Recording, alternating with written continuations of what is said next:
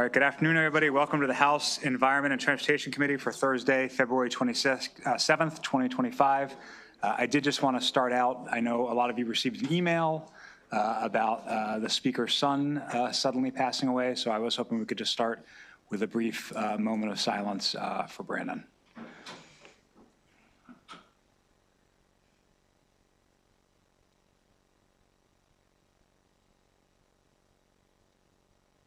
Okay, thank you. I know many of us pray and think of the Speaker often, but I hope you'll double down on that when I'm sure is a challenging time for her and her family. But we will turn to the business we have to do as she would want us to always do. So we will start with HB 1183, Delegate Fisher, vehicle laws, driver schools and driver education programs, age of instruction vehicles.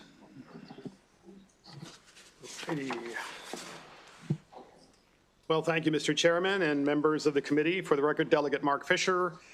Before you is House Bill 1183, titled Vehicle Laws, Driver Schools, and Driver Education Programs, Age of Instruction Vehicles. The purpose of the bill is to increase the maximum allowable age of a vehicle for use of instruction in a driver's school from 7 years, which it is currently, to 10 years, and require the MVA to adopt regulations to that effect.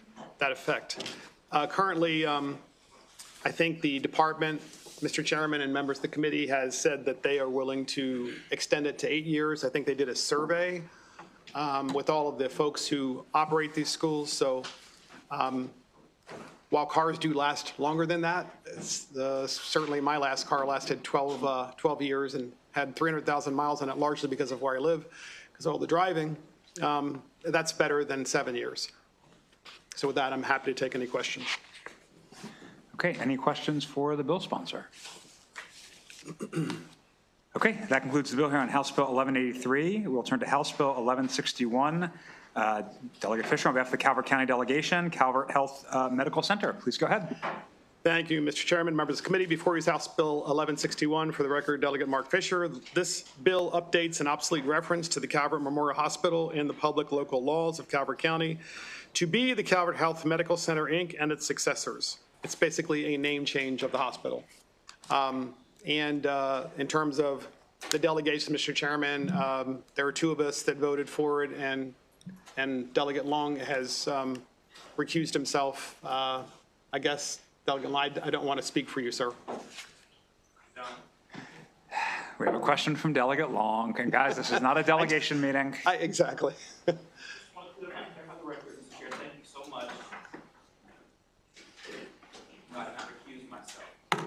Yeah. For the record, Mr. Chair, thank you so much. Not delegation, I did not recuse myself. Thank you very much. Thank you. Okay, we do have a virtual witness, John Norris, from the Board of County Commissioners of Calvert County, if he's with us.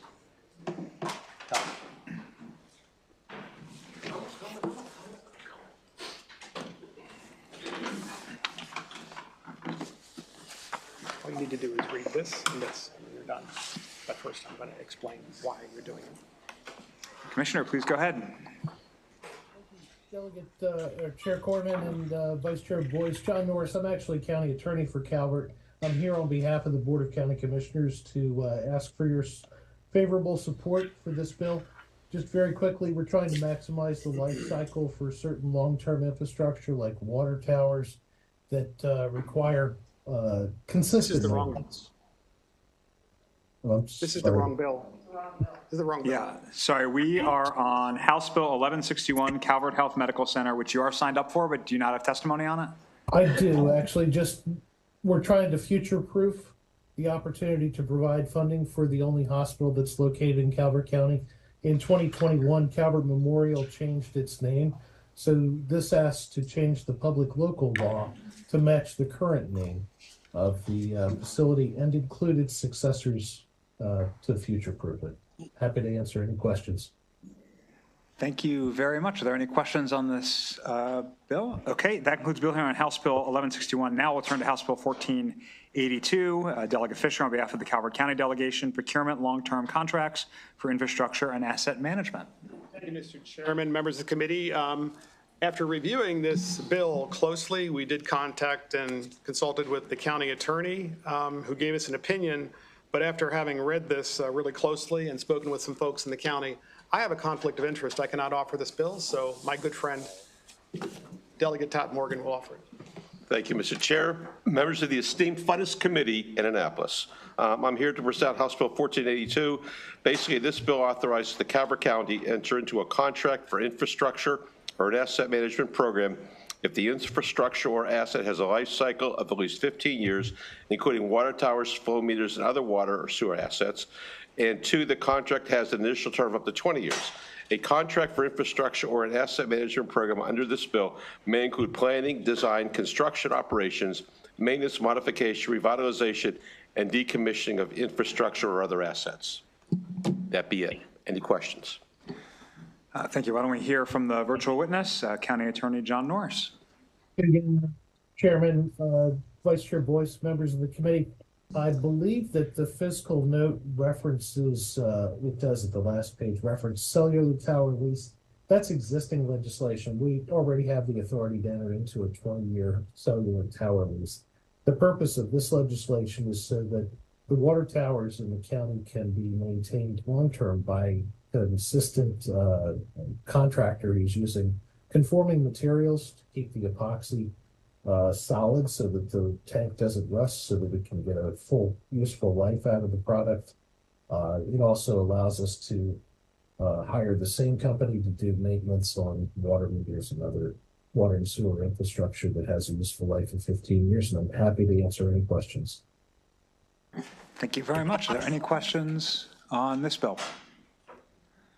Okay, thank you, Delegate Morgan. That concludes Bill hearing on House Bill 1482. We're going to jump to House Bill 1375, excuse me, Delegate Stein, Vehicle Equipment, Portable Variable Messaging Signs, Authorization. Oh, but he stepped out. Okay, well, he asked us to move the bill up, but do we have Delegate Valentine yet? Delegate Valentine, come on down. HB 1201, Vehicle Emissions Inspection Program Exemptions, Individuals with Disabilities and Older Drivers. Thank you, Mr. Chair.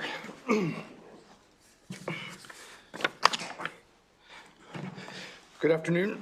Excuse me. Good afternoon, Chair Corman, members of the House Environment and Transportation Committee. For the record, Delegate William Valentine, District 2A, representing Washington and Frederick counties. I wish to thank you for the opportunity to present House Bill 1201.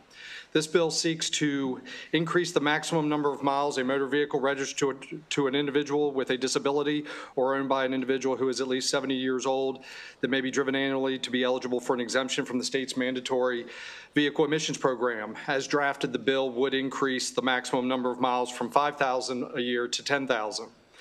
A similar piece of legislation was brought forth back in 2021 seeking to lower the age requirement from 70 to 65, as well as the miles driven from 5 to 10,000. This bill only addresses the mileage component. This is a constituent-driven piece of legislation that was brought to my attention during the 2024 off session. During a community outreach engagement, a constituent spoke with me and relayed his frustration with being unable to stay below the 5,000-mile threshold. The constituent is over 70 years old. However, with where he resides within the rural portion of my district, medical appointments, pharmacy visits, grocery shopping, family visits are not in close proximity to his residence, causing his yearly travel to exceed the 5,000-mile threshold. Discussions with other constituents led me to similar situations as well as concerns. As a result, I'm bringing forth this legislation in an attempt to provide just a small measure of relief for our older and disability communities. I will note, and I do know that I just received the fiscal note earlier today, and I understand the challenges that it will provide, and I just respectfully or favorable report, but I understand the limitations. And thank you very much, Delegate Valentine. Any questions for the sponsor of the bill? Delegate Otto. Thank you, Mr. Chair. Delegate, thank you for the bill. Would this impact Delegate Celebrity here? I believe it would. Thank you. Any further questions? Okay, thank you, Delegate Valentine. Thank you, Mr. Chair. Thank you, Speaker Committee. Rotem is ready. We will turn to House Bill 1375, Vehicle Equipment, Portable Variable Messaging Signs Authorization. If you have a panelist, please bring her up.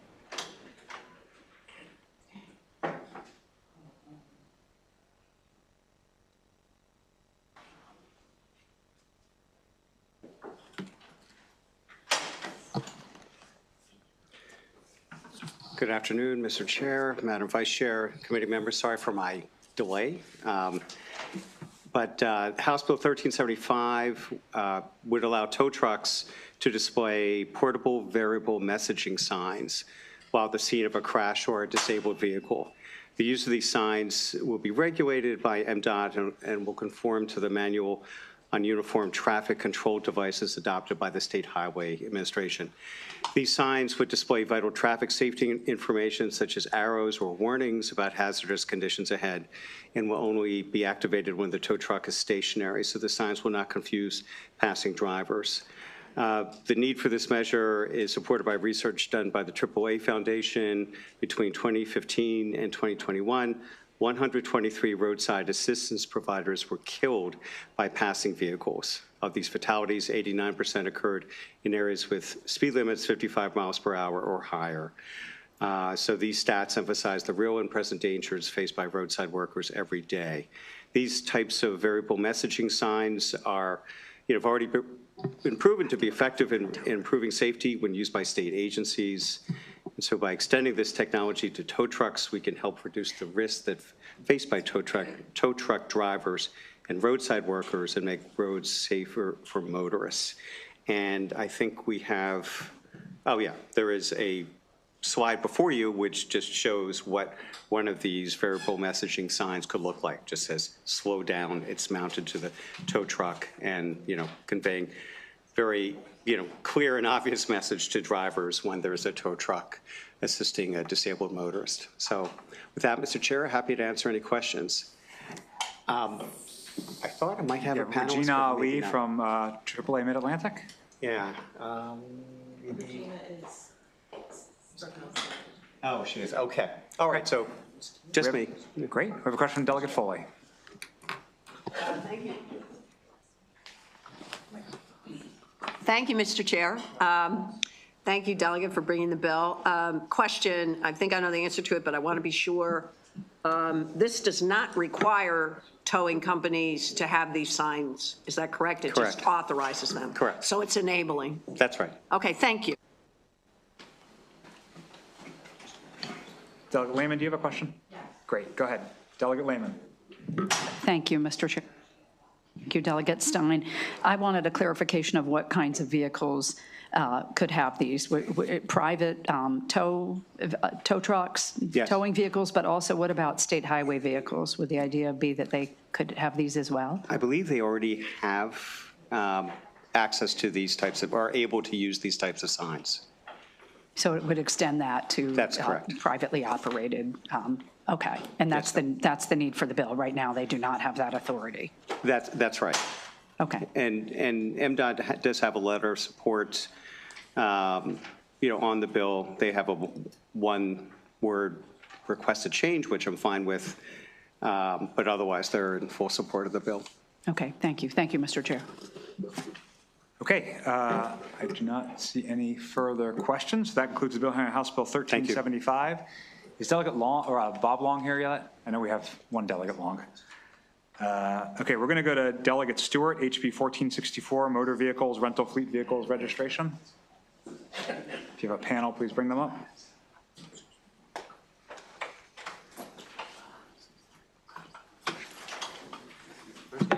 You guys. That's cool. Sure.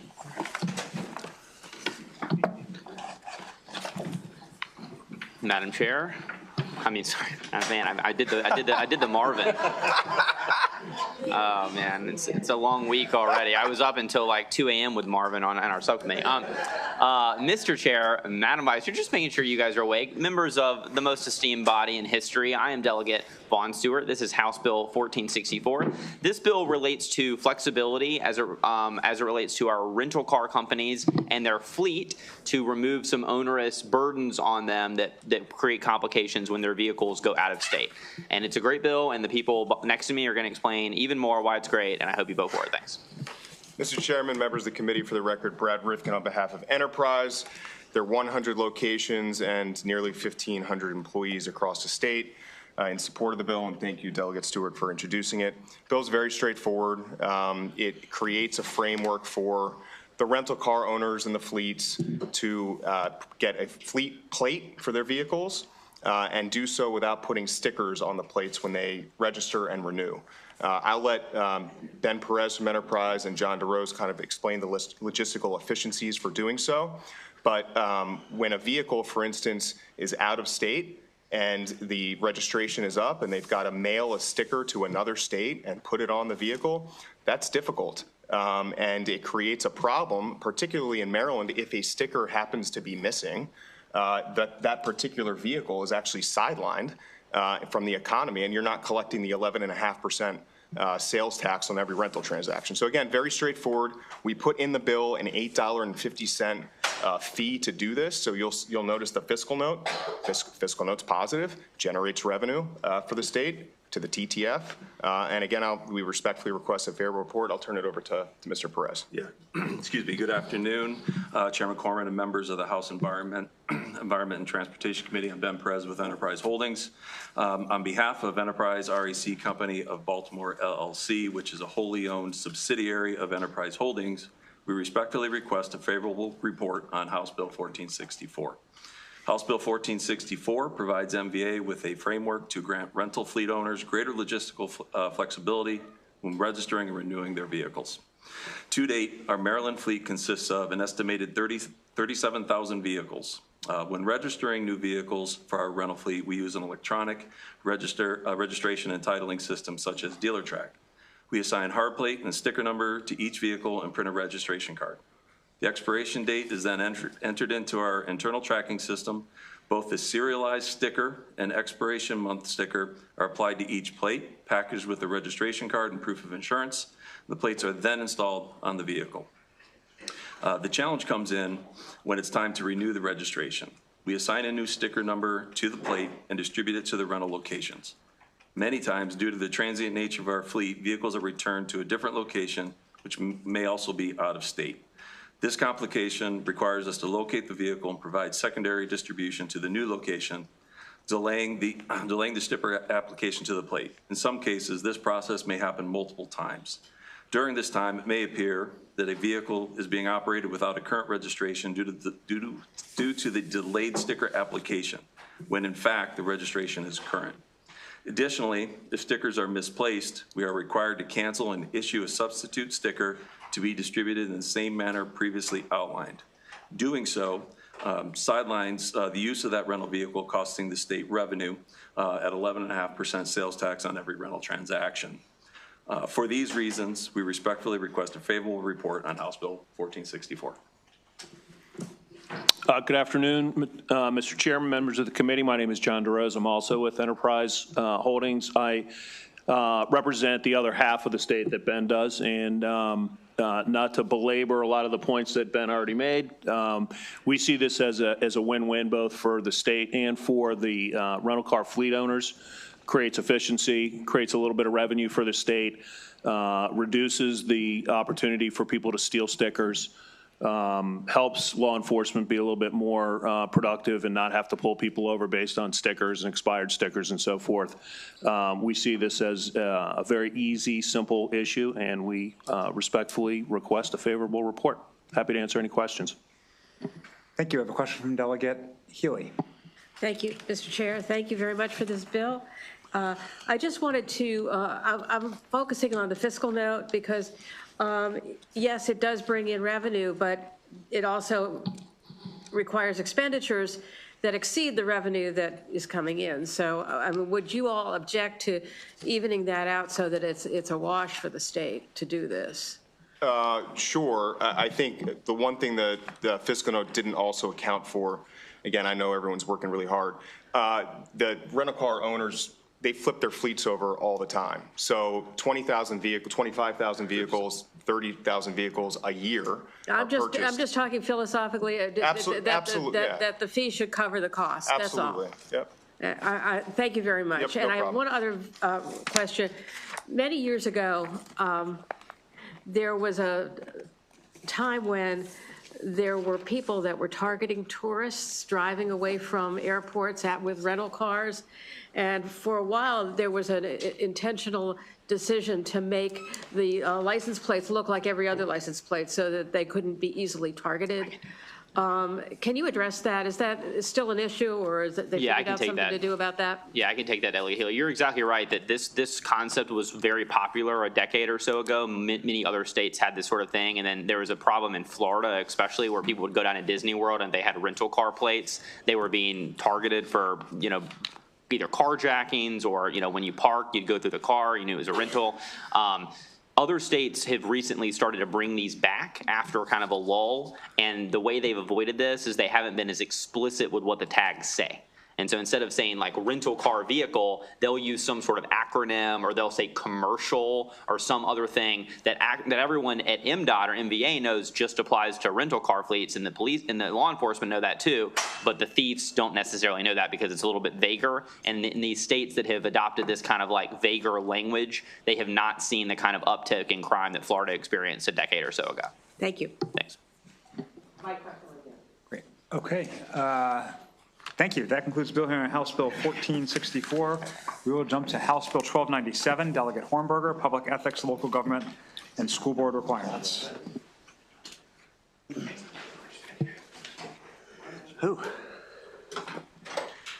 Okay.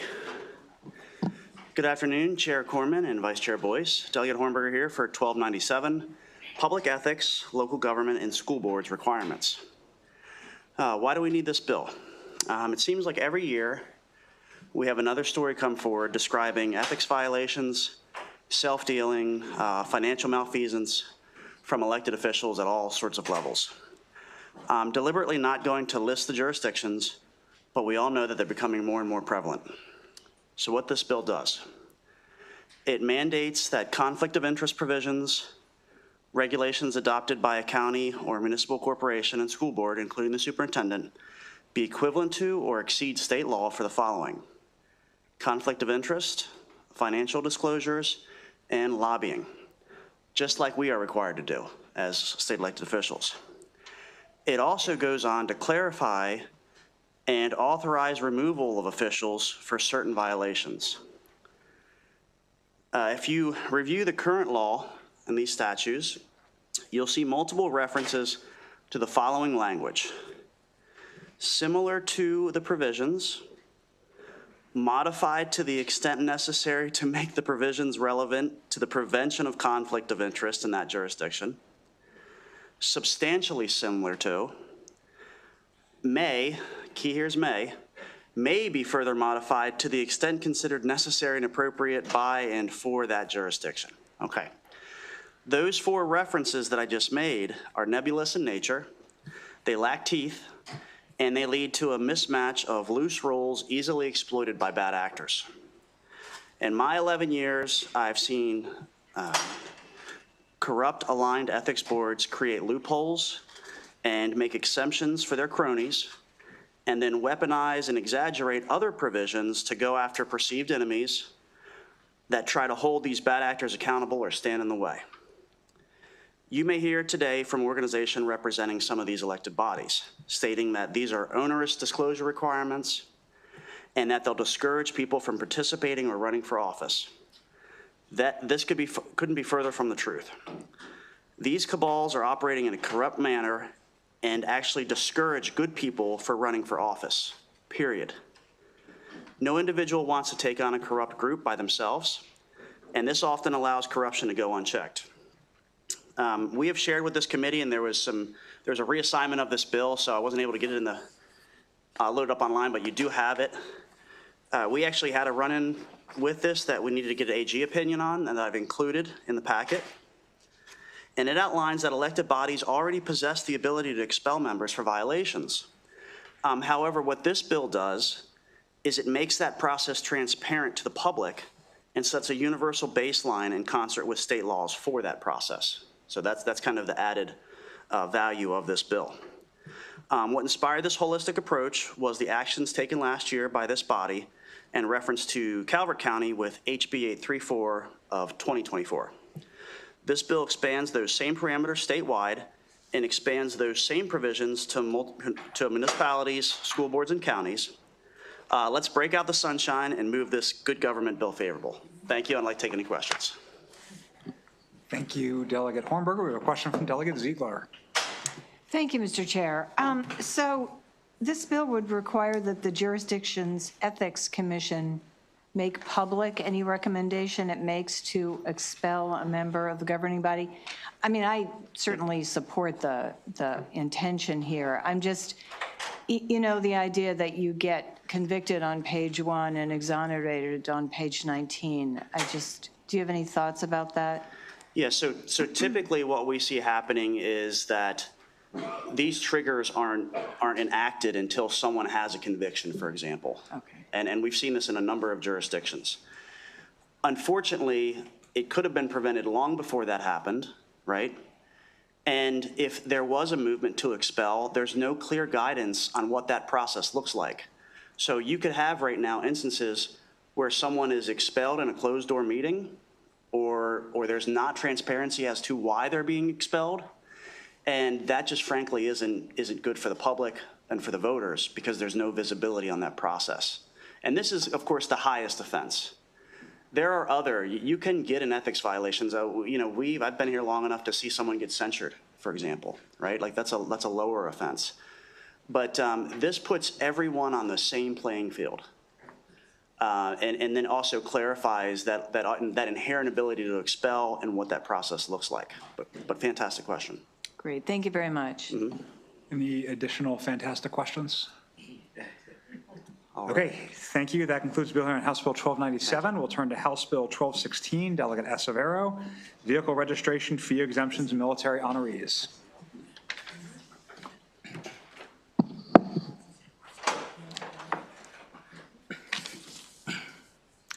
Thank you, Mr. Chair, Madam Vice Chair, members of the committee. For the record, Delegate Gabriel Acevedo here to present House Bill 1216, Vehicle Registration Fee Exemption for Military Honorees. This is a bill that was brought to me by a constituent of mine who is a Purple Heart recipient. And just speaking to some of the administrative issues that he's had, as we all do, when dealing with the MVA registration. And I figured this was not just a bill that would not only alleviate that issue, but would be a good signal to send to our veterans, our military honorees, just how much we appreciate and respect their service. And so the bill essentially extends exemptions to recipients of the Purple Heart Medal of Honor, Silver Star, and Bronze Medal, as well as Gold Star families, ensuring that they receive as part of their benefits for their service. And by eliminating those registration fees, it will provide a small but meaningful financial relief for veterans and military honorees. It aligns Maryland's policies with similar exemptions that are provided to disabled veterans, as well as their families, and ensuring equity in that process. This bill would do that by recognizing not just the military service of our veterans, but also, and more specifically, our military honorees. Beyond financial relief, this is really a demonstration of gratitude for the service of our military members.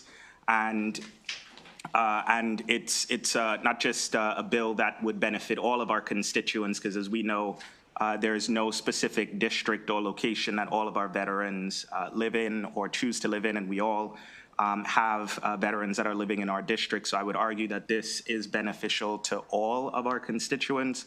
And so my hope is that we would send that signal, not just to my constituent who had initially, through a conversation, brought this bill idea, but also really to all of the veterans in our state. So with that, I ask for a favorable report, and I'm happy to answer any questions. Thank you. We have a question from Delegate Foley.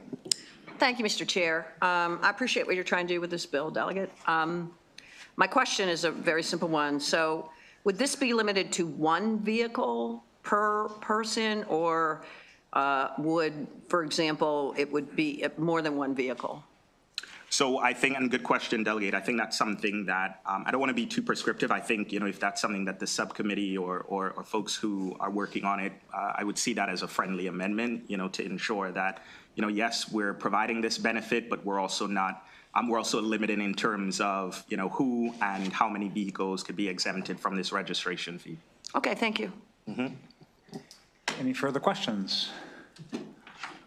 Okay, thank you. Enjoy that BRFA hearing. That concludes the bill hearing on HB 1216. We'll turn to HB 1427, Delegate Miller, Marilyn Zivik, revisions.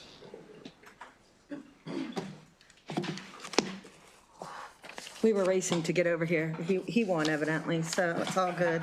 Thank you, guys, for letting us know and being patient as we're trying to juggle many things.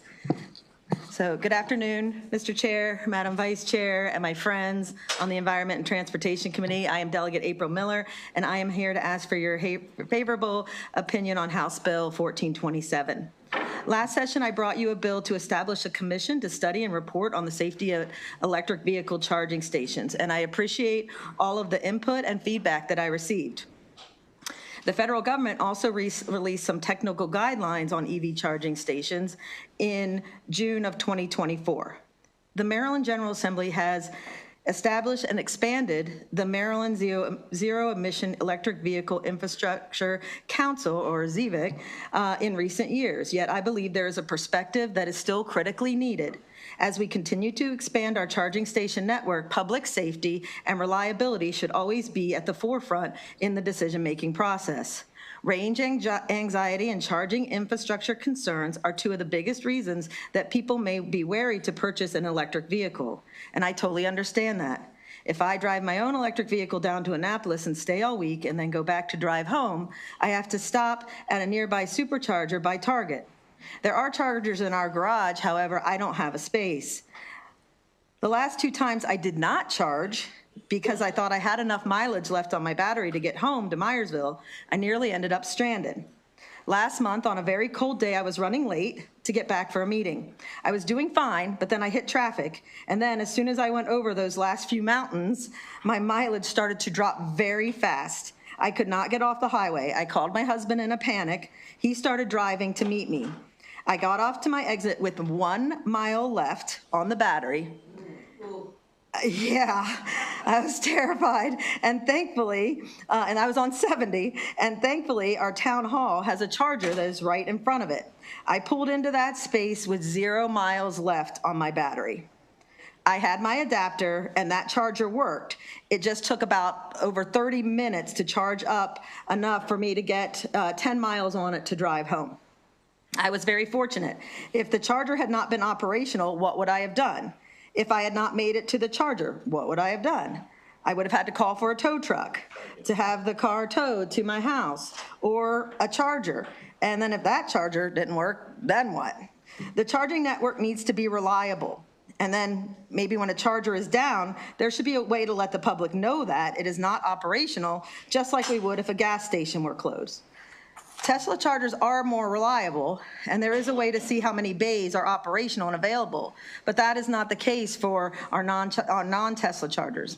I have AAA, but we are not in a pilot area for trucks with mobile chargers, which is actually a thing, and that needs to be considered for change, and I have an amendment to add it if the committee would find that favorable. That point was brought home to us when we had so many electric vehicles that were stranded dead on 95 when we had that ice storm a few years ago. And then personally to me when I was almost left stranded on 70. We also need to look at the placement of EV chargers. A lot of chargers are in the backs of buildings, even at Sheets. They are around the back with less security and people around. They are often in mall parking lots, rest stops, in back corners, behind buildings, or in areas that are deserted at nights. I often travel alone, and when you charge, you are there for a minimum of 30 to 40 minutes, and often well over an hour if you are trying to get a full charge, and that's on a supercharger. You are there much longer on a regular charger. You are vulnerable. You have to get out of your car to unhook the charger. Gas stations have some type of attendant there if they are open. And when they kind of have to be open usually for you to get gas, although we've had some discussions around that. So EV charging stations do not. They're open. They're available 24 hours a day. Most gas stations also have good lighting and cameras, whereas EV stations may not. And a gas fill-up, more importantly, only takes a few minutes, and EV charging takes much longer. So if you look in the fiscal note, there is a fiscal note attached to this. because, so there's two parts of the bill. One is to add a state police to the ZVIC council so that we have some consideration of safety as we're looking at these issues and we're looking at our charging station network. And then the other piece would be to study certain aspects of it that I did list out, and then potentially adding for the mobile charger aspect. So that the study part, I don't think it would possibly necessarily have to be a separate study that would cost the additional money, but maybe as we incorporate it into the study that the ZVIC Council is already going to do, then there wouldn't be the need for the fiscal note for the extra study. But I will lead that into your capable hands. So, and I'm happy to answer any questions. I thank you, and I hope that you can support this bill. Thank you, Delegate Miller. Just FYI, I have one of those spots in the garage. If you ever need to use it, just text me. I swap with people all the time so they can charge. Oh, that's nice. I did not know that. Thank you. My husband always asked me that, and I'm like, I never thought to do that. So thank you. I appreciate that. Absolutely. Any questions on the bill? Delegate Lehman. Thank you. Thank you, Delegate Miller, for bringing this bill. It's interesting. Is the main purpose to add a law enforcement official to this existing board or commission? Yes. Okay. And then the study piece, I couldn't quite follow. I understand your ideas and your observations are interesting about the locations of these chargers being isolated, not well lit, and that kind of thing. And you're hoping that could be incorporated. Is there a study that's ongoing right now, or regular studies I think the being ZVIC done? Council has to give certain reports, and I'm just hoping it can be incorporated into the work that they're already doing, and that you have someone that has that public safety aspect on the council to give that perspective, because I really feel like that is like the one piece that's missing. Okay, and your idea is your amendment further, if the committee takes it up, would flesh that out a little bit? Yeah, it would, yeah, to see if there's a possibility of even figuring out how to do a mobile charging station, or mobile charging, like it's in a vehicle, so it's a mobile charger, and so if someone does get stranded, that they could call that person instead of a tow truck. But it's only, I don't know how many areas it's piloted in, but I think there are only 3 cities listed. Thank you. So, Thank you, Mr. Chair. Of course. I do not see any further questions, so I will see you in my parking spot. That concludes the bill hearing on House Bill 1427. Thank you guys very much. We'll turn to House Bill 1203, Delegate R. Long, Maryland Transportation Authority, replacement for the Francis Scott Key Bridge, suspension of tolls.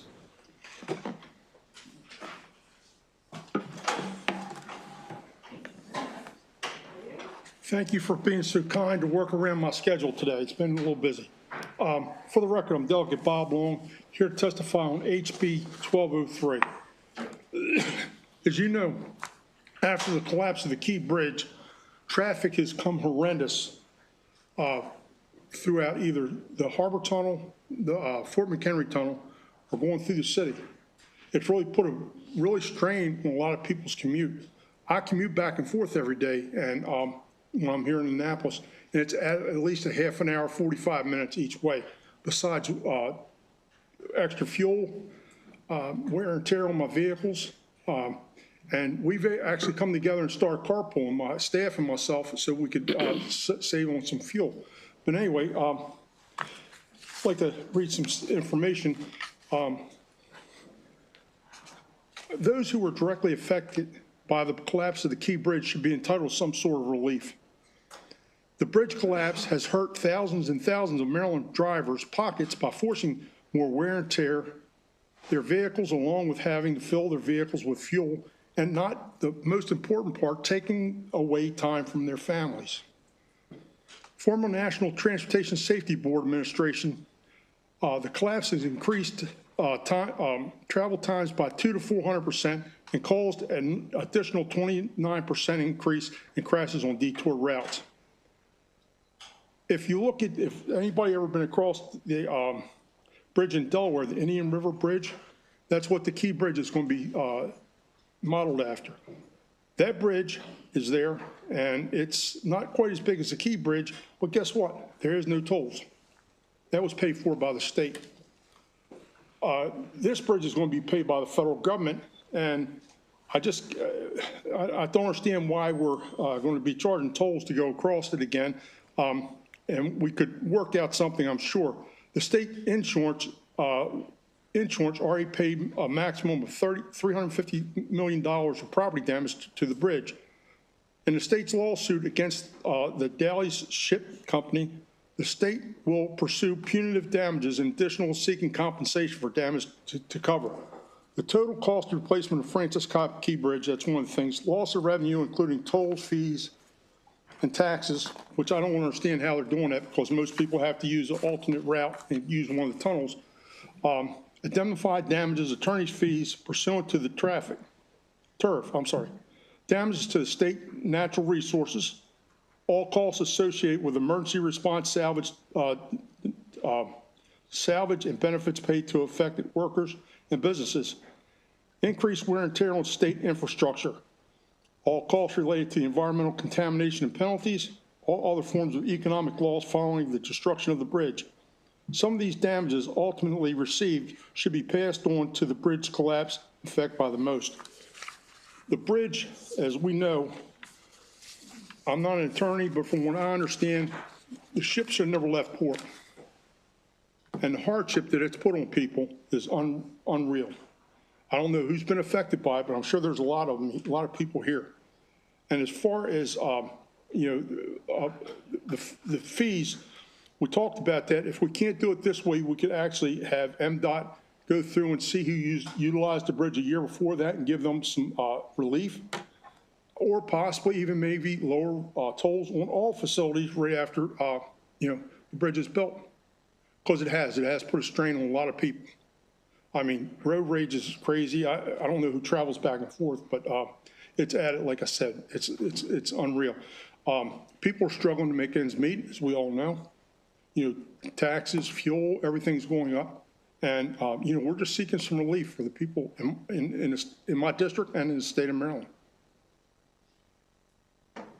And thank you, Delegate. We have a question from another daily commuter, Delegate Naraki. Delegate, thank you for the bill. It certainly has changed my commute for sure, not having the bridge there. Does the bill, so it only has for 2 years, is that what the time frame is? I was trying to look quickly here at what the relief would be for here. I think it's for 5 years, but we can work on it. We talked about possibly if we did do the relief for 5 years, that traffic would pick up for the Key Bridge and would cause congestion, which I understand. I'm sure there's ways that we can work around this to give some type of relief to, commuters because of what's happened. I mean, it was unconscionable what happened that night. And thank God we had 6 people lost their lives. Yeah. But the untold hours that you spend and I spend because of that, how do you get that back? Absolutely. There's no question the commute has radically changed. I'm glad to hear that you're willing to kind of be open to working for different time periods there potentially. Absolutely. Okay, thank you.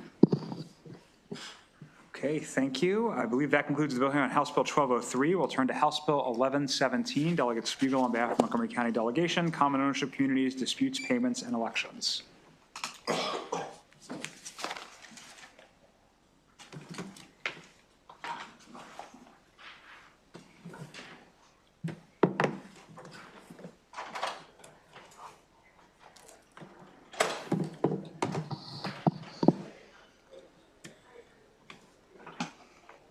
Afternoon, Mr. Chair, Madam Vice Chair, members of the committee. Good to see you all again.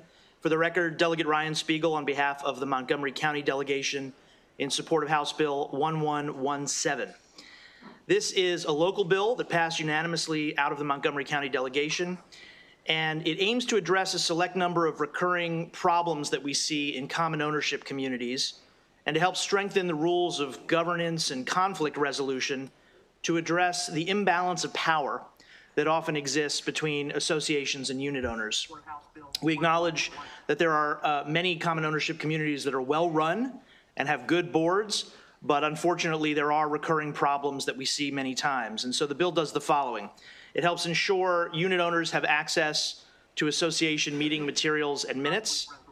It helps ensure fair elections of board members by requiring that a disinterested party conduct the election, and that could be a member of the association who is deemed disinterested, or perhaps a third party who could run the process, or even in some cases a commercial software application that you can vote independently through.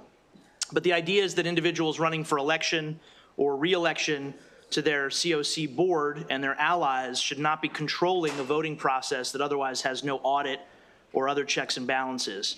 The bill protects unit owners' right to organize by providing for the reasonable use of common space and by prohibiting retaliation.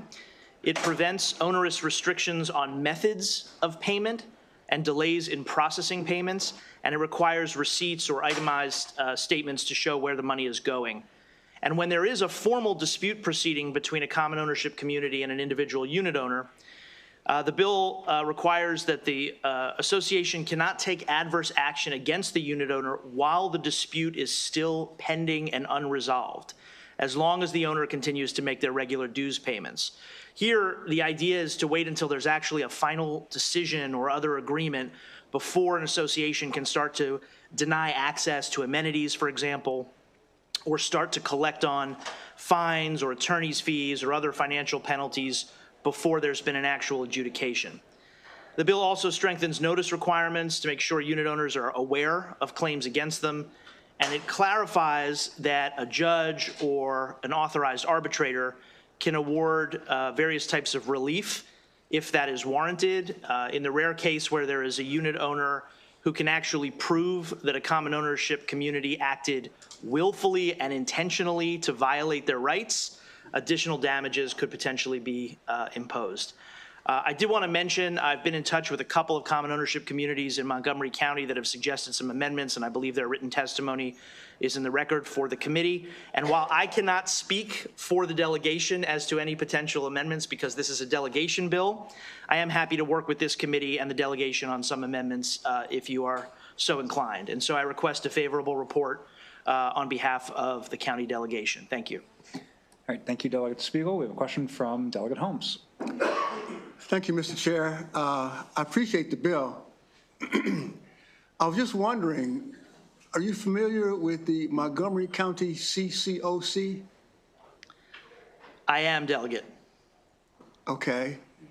And I haven't really read your bill, but it seems like this is in the Montgomery County Code 10B, which is part of the Montgomery County CCOC, it looks like. Yes, Delegate. First of all, let me say thank you for co-sponsoring, or I guess I should say sponsoring, a similar statewide bill with Senator Kagan. That is correct. But the idea here, I think, was driven by the fact that, and I know you serve on the CCOC in Montgomery County, and thank you for that service. There have been some challenges in being able to resolve certain disputes and other issues within common ownership communities where the CCOC is unable to take jurisdiction, or where it might not have the resources to be able to deal with a particular dispute. And so we've had a number of folks in the community who came to us saying that they wanted to be able to go through the CCOC, but for a variety of procedural or other resource reasons were not able to. And if that's something that we could work on together to try to fix, I would love to do that. But we also wanted to make sure that they, at least for the most egregious examples of potential for conflict of interest or imbalance of power within their common ownership community, we give them some additional tools. Sure, thank you very much. Thank you. Okay, I do not see any additional questions. We do have virtual informational testimony from John Becker. Good afternoon. John Becker, and I'm a resident condominium homeowner here in Rockville, Maryland. I live in a community where we have 3 different types of buildings, 2 high-rise buildings of condos, townhome condos, and I and my wife live in a garden-style condominium. 60% of the homeowners live in the 2 high-rises. And the reason why I'm calling to support this bill today is because with 60% in one type of building versus the rest of the community, I like the idea of what this bill proposes as far as the ability for people like me to engage in activities related to what's going on in my community, and also for us to organize as needed for those of us who do not live in the high rises. The second thing, I like the issue as far as what's being covered by the disputes. I'm all for that, and with that, I ask that there's a favorable report on this bill. And I close by thanking the chair, the vice chair, and the rest of the committee for considering this bill, and the Montgomery County delegation for bringing it forward. Good luck. Terrific. Thank you very much. I believe that concludes the bill here on House Bill 1117. Thank you. Thank you, Delegate Spiegel. We'll turn to House Bill 901. I believe Baltimore City is presenting on behalf of Delegate Wells. Highway user revenues, capital grants, calculation. Are there folks in the city here who are going to present this bill? Great.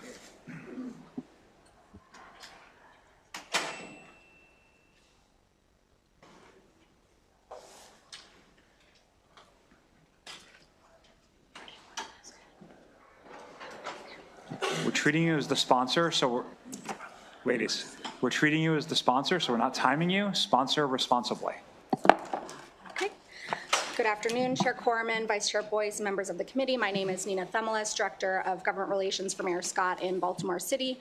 I'm here to testify in support of House Bill 901 on behalf of the Baltimore City Administration. So currently, the city is receiving 12.2% of highway user revenue. That was an increase, a step-up increase that started several years ago.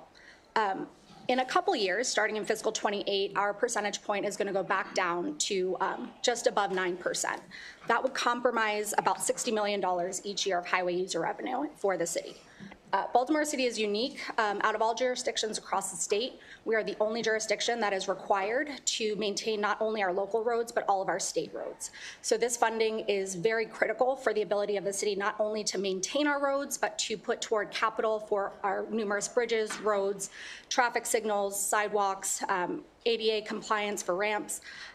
And so this funding, while it is a part of a larger pot of money for Baltimore City, this reduction is significant for the city. I have here with me the director of the Baltimore City Department of Transportation, who can provide a little bit more detail on how critical this funding is to the city. And with that, I would just urge a favorable report for House Bill 901. Thank you. Thank you. And Ms. Macbeth, if you can just pull the mic close to your mouth, that'll be very helpful for us. Thank you.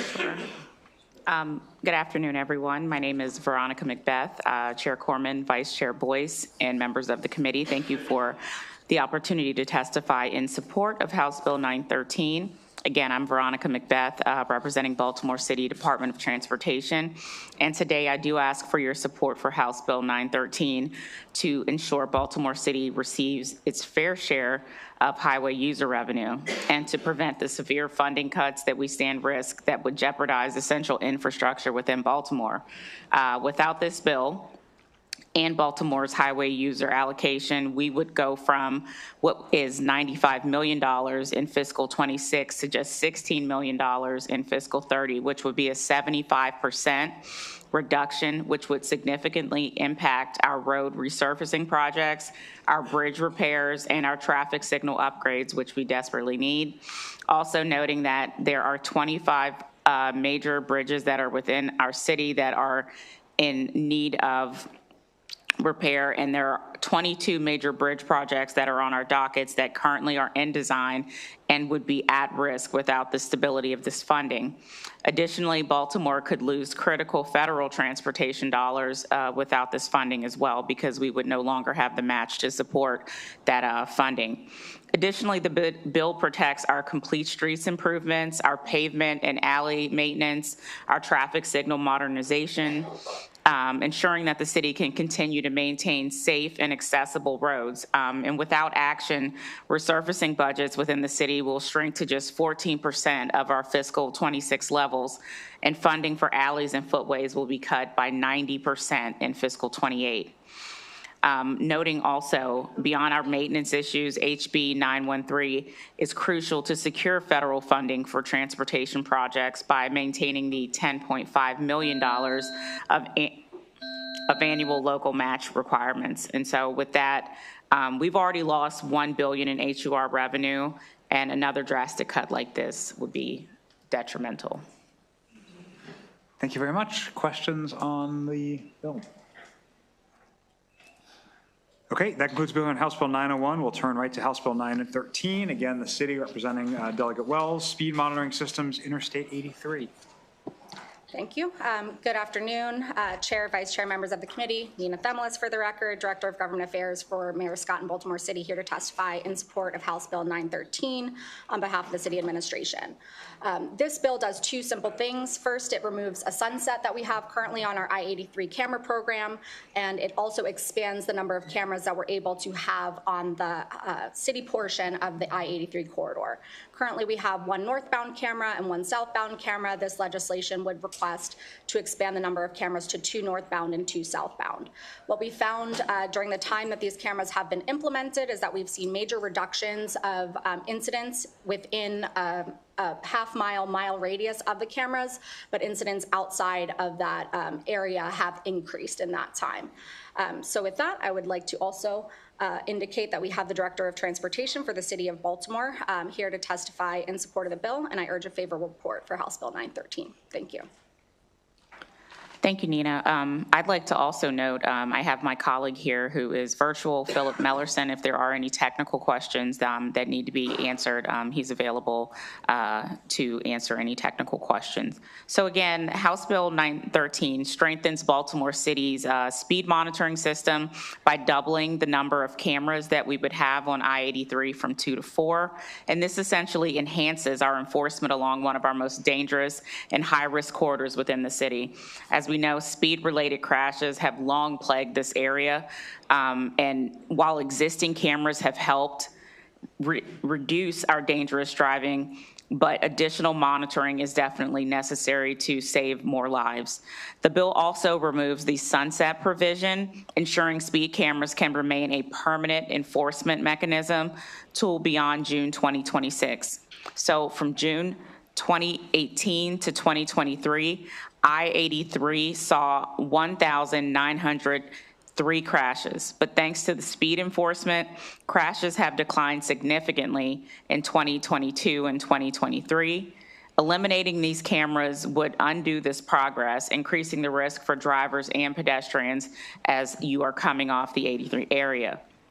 And program supports data-driven enforcement. So in 2024 alone, Baltimore issued over 172,000 speed camera citations on 83, and expanding enforcement is expected to reduce citations per camera by 20% because it will enforce people to slow down and the compliance to improve the process. So additionally, automated enforcement eases the burden of law enforcement and allowing them to focus on other critical needs.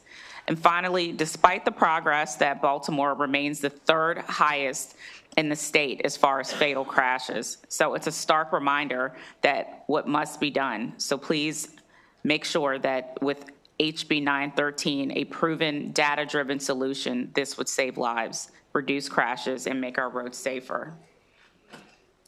Thank you. And sorry, Mr. Mellerson's just for information. If there's just any for questions. Informational purposes. Okay, great. Vice Chair Boyce. Madam Director, it's good to see you, and congratulations on your appointment and confirmation. I wanted to check in not only with this bill, but we're actually going to hear a bill right after this regarding 83. And while I know the cameras are doing a good job of driving down, hopefully, the speeding as well as the accidents, we do have folks who are not paying those tickets, and just wanted to hear your thoughts on that as it relates to wanting to keep a system in place and removing the sunset, but also the kind of contradiction in that we're not really getting the money, and we should be getting the money so we can kind of work on fixing the design so we can cut down those accidents altogether. Right. So we do recognize that there are challenges in fulfilling and getting our ticket citations paid. I think we're actively working to address those issues. Nina, if I'm not mistaken, we're looking to do like futuristic legislation to address those issues. Yeah, and so as we move forward in the process, I think next session we're looking to move forward for legislation that would address issues to make sure that we are partnering with other state agencies that would specifically address issues to fulfill the need to make firm the payments on citations, just providing examples like partnering with MBA and things like that. So yes, thank you so much. And I just want to be clear that Delegate Rosenberg actually has a bill regarding that. There you go, sorry. I just don't know if that's something you do support. We would support that, absolutely. Thank you, Madam Secretary. Okay, I got to nail down this a little bit because I spent a lot of time with Delegate Rosenberg on this last year. My understanding is the city can already send to MVA unpaid citations, and if people don't pay, that puts a flag so they can't re-register their vehicle, renew their licenses, whatever the process is. And there seems to be some disconnect between what the city is saying and what MVA is saying. So are you sending your unpaid citations to the MVA?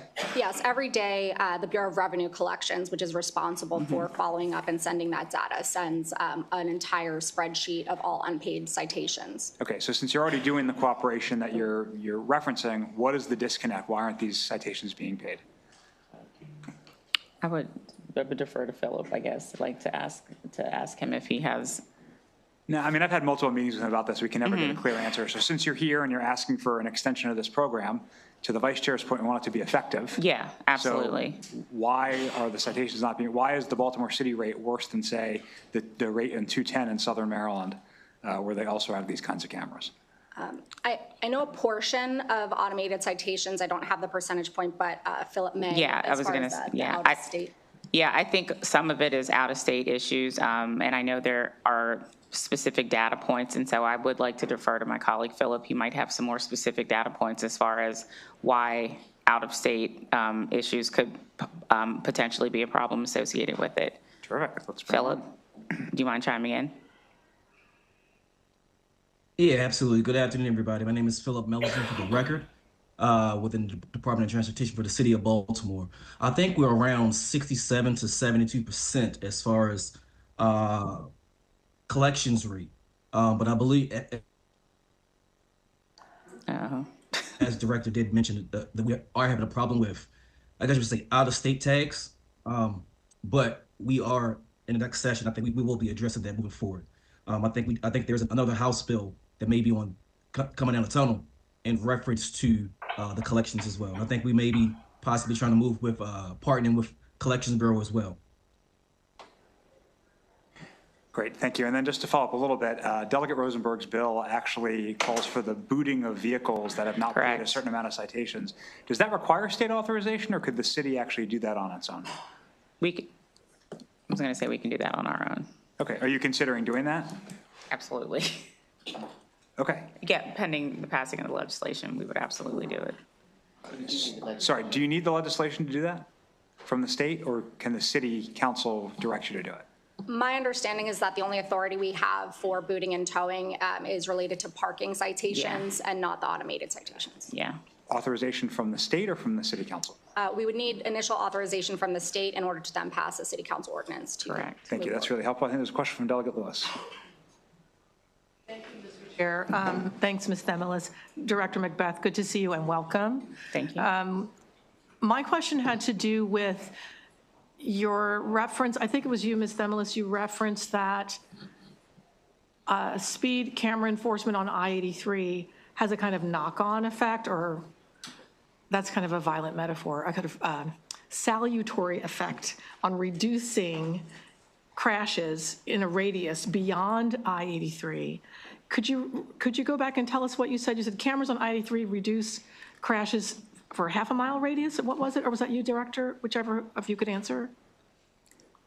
No, Did I dream that? I might have. No, I did make reference to it. I was going to say, I didn't say that, but. And I believe Philip may have the specific data, but what we see is within a half mile and mile radius of the cameras themselves, we're seeing significant reductions in crashes, but outside of that radius, we're not seeing that same change in behavior. And where, if I may, what location are you proposing the additional cameras be located? Do you have an idea? Philip would be best to answer. I believe there are a few different locations that have been identified as kind of hot points for. Philip, could you answer, please? Yes, the additional locations will be in Cold Spring as well as Smith Avenue. Cold Spring and Smith Avenue. So there's the, given past experience, there's the potential that these new cameras installed in new locations could also potentially reduce crashes beyond their location. So the kind of beneficial, sort of salutary rippling effect of those cameras we might be able to expect. Great. Yes. Great. Yeah. Thank you very much. Thank you, Mr. Chair. Okay. Thank you very much. That concludes the bill here on House Bill 913. We're going to turn to our colleague, Delegate Terrassa, House Bill 1371, Maryland Mobile ID Enhancement Act. I'm sorry, Delegate Terrassa. We had one virtual witness on that bill who I'll call up. You can keep, he's virtual, so keep going, Delegate Terrassa. John Becker, Safe Roads, Maryland.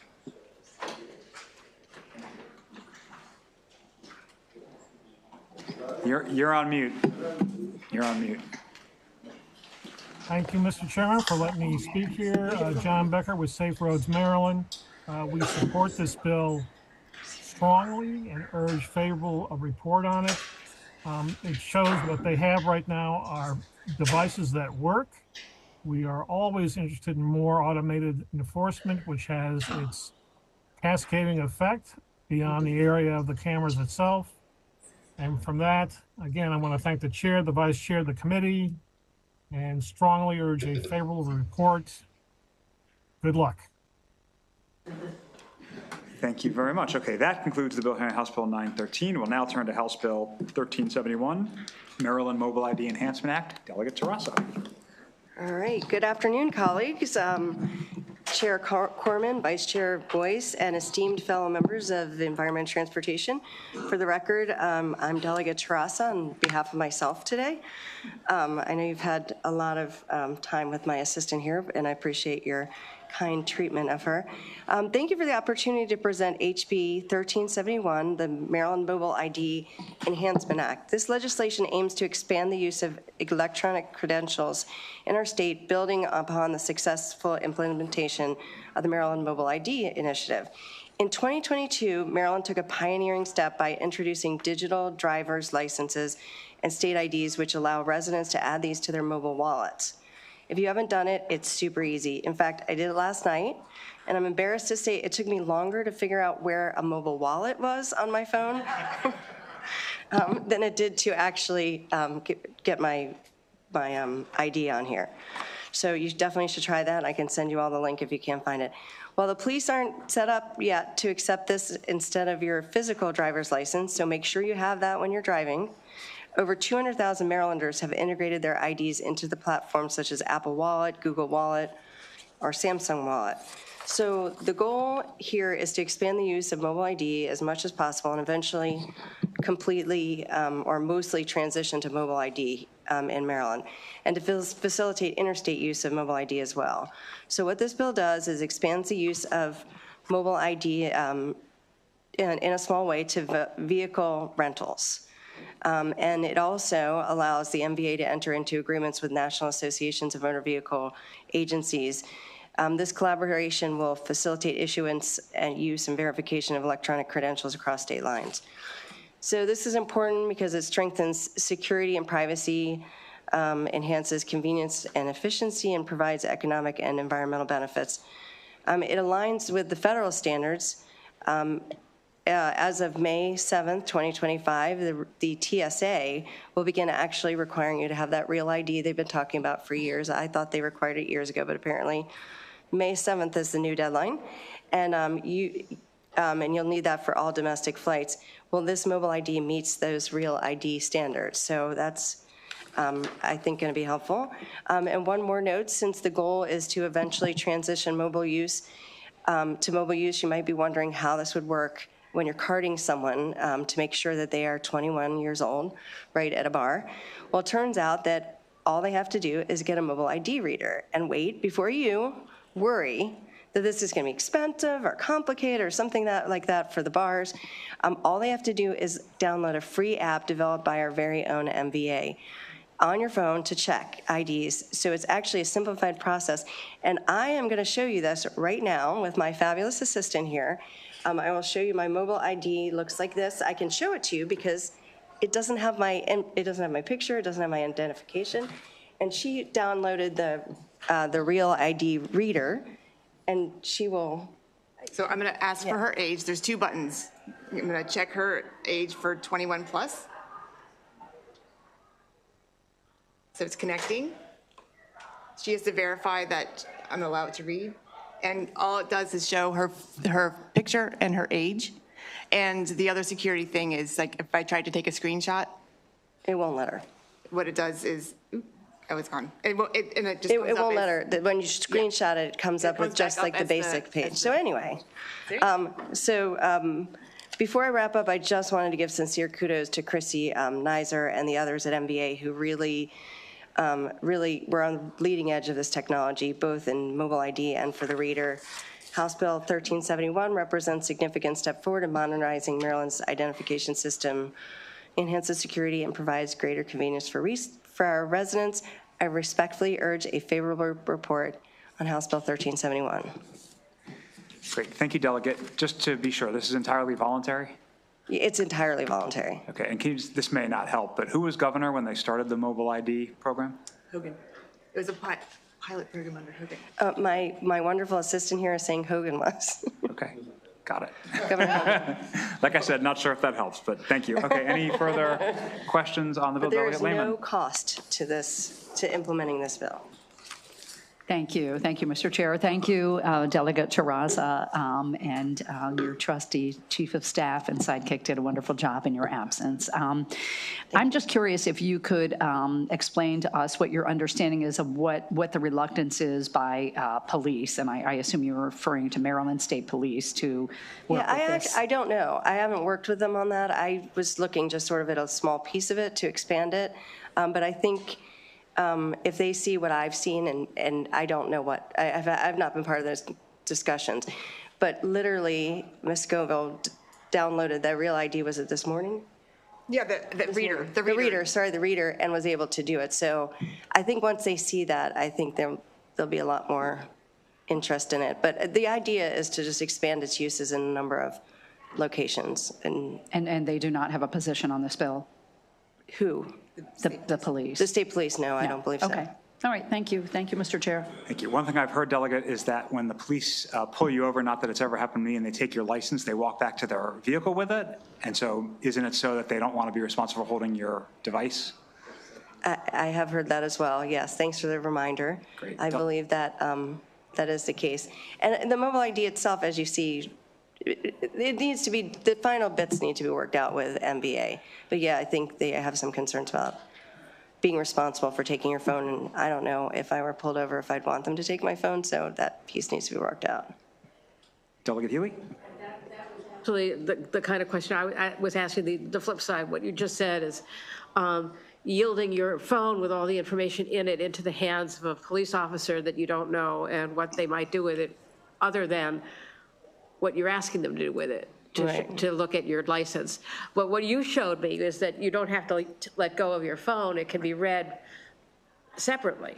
Right. I think that's how it works with the TSA. The TSA has a reader of their own, and they are able to get. So I guess, and I'm sorry that the police haven't been able, there's no testimony from any police agencies, so I'm not sure what kind of training. In their defense, they I might didn't need ask some kind them of to. specialized Yeah. training for this, to do things differently than they've always done, which is to take your license and registration and walk back and read it and all that.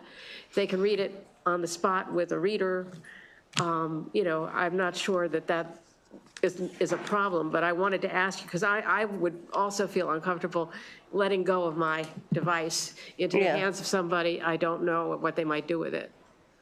Well, for the use for rental, you just do the same thing that we did here. I think for rental, when you're renting a car. But I understand that, and that's what we're going to work out in coming years with the police department, because I agree. Thank you. I agree with you agreeing with me. Delegate Otto. Thank you, Mr. Chair. I appreciate this. I didn't get to see the age that you showed there. I assume it was 25 or something. It only in that verifies if range. she's over 21. But So it turns, I am over 21. But in it case we're doesn't serving reveal here. your date of birth and your address and things No. that we significantly have to use today. Right, no. It just says over 21 and verified by It the just state. verifies it's accurate. All right, thank you. Vice Chair Boyce. Thank you so much, and I got to go get my license. I'm about to scan it into my Google ID. And this is just a thought as it relates to the police, and given arrest and given where our hands are when police pull us over, could it be that there's no policy as it relates to how you then would hand over your phone, right? If I say, well, let me get my ID, and I go reach over. Yes. Right, and I'm bringing up something that's small and black, you know, there may be that they think it's a weapon, so I'm just wondering about. Madam Vice Chair, I think this, sorry, I didn't mean to interrupt, but that's an excellent point, and I haven't worked with them. I didn't ask them to work on this right at this point, but we do talk to them so that we can push for them to do this if this is what everyone's already doing, and if you're looking to expand it, and it's so easy, it should appreciate be that. easy for them. Thank you. Delegate Ruth. Thank you, Mr. Chair. There's been a lot of discussion about the police, but I was a little confused. I just wanted to clarify, isn't it so that this has to do with rental companies, not the police? This has to do with rental companies. Thank you. I think the conversation was I believe Delegate Lehman started the conversation with why are the police hesitant? But yeah, thank you for bringing us back to what the bill says. Great, very good note to end on, Delegate Ruth. That concludes Bill hearing on House Bill 1371. We'll turn to House Bill 1176, Delegate Foley, motor vehicles, plug-in electric drive vehicles, and HOV lane termination date. And if you have a panelist, you can bring her up.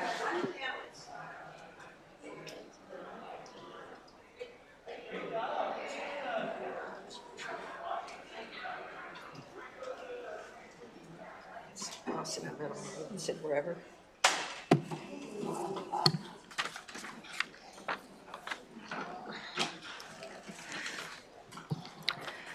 Thank you, Chair Corman, Vice Chair Boyce, and the members of the great Environment Transportation Committee. I'm here to present HB 1176, motor vehicles, plug-in electric drive vehicles in HOV lane termination date.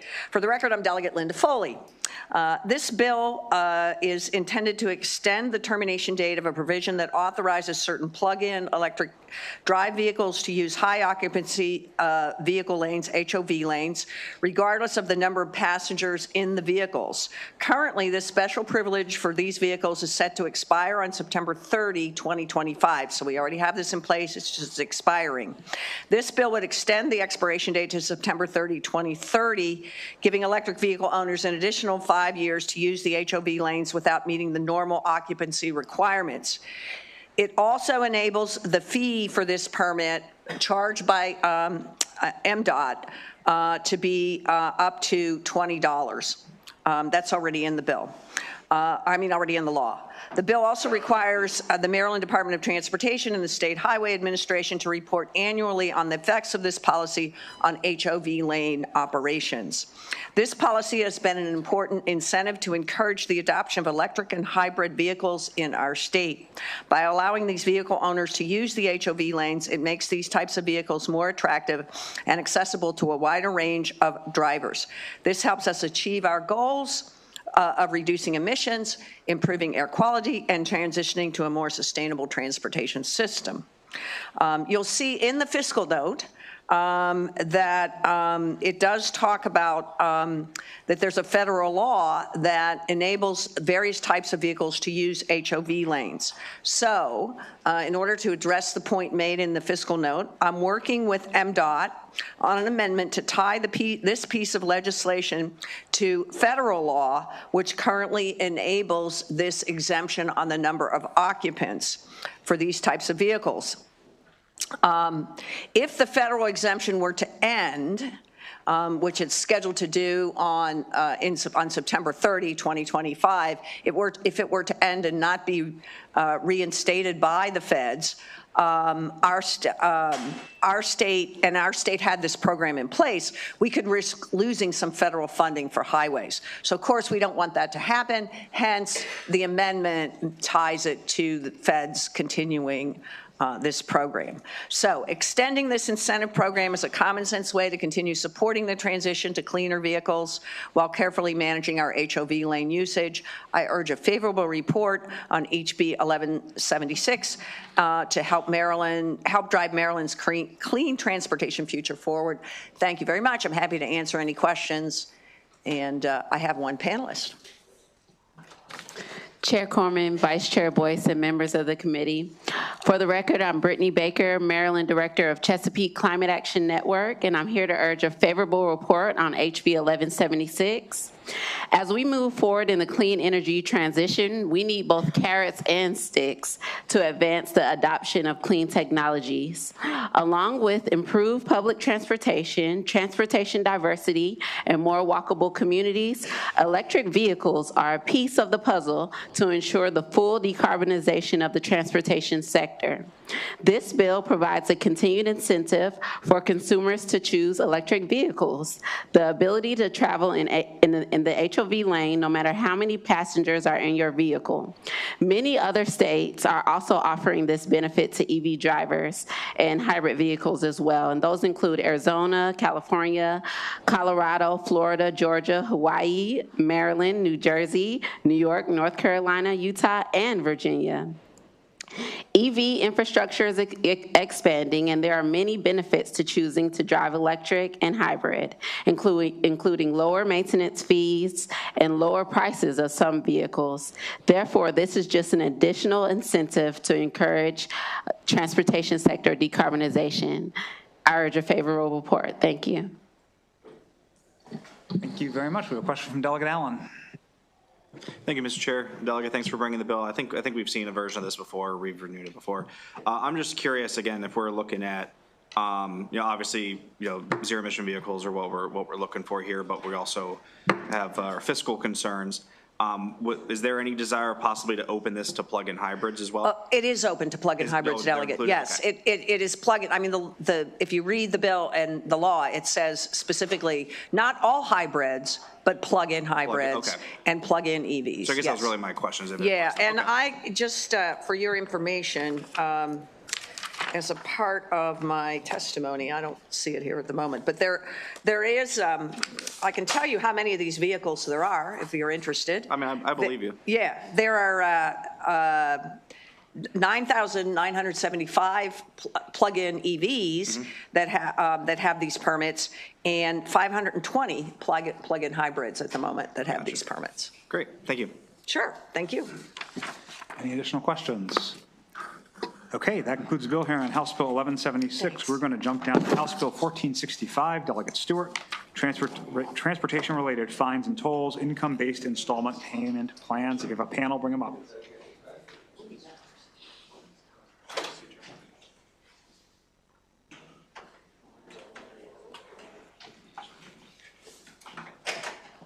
Mr. Chair, Madam Vice Chair, members of the committee, for the record, I'm Delegate Vaughn Stewart. This is House Bill 1465.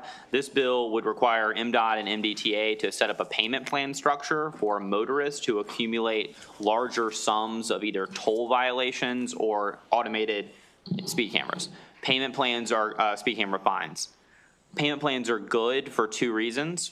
One, they allow people to escape the vicious cycle of debt. And escape, a situation that could hurt their credit score and cause them significant financial hardship. The second reason payment plans are good is that they generally improve collections and increase revenue because it's easier for people to actually at least pay a few dollars a month rather than just ignoring a large sum and have it go to collections and then eventually charged off. So we have a little bit of a perverse system right now in Maryland where MDTA is setting up a payment plan program right now for tolls.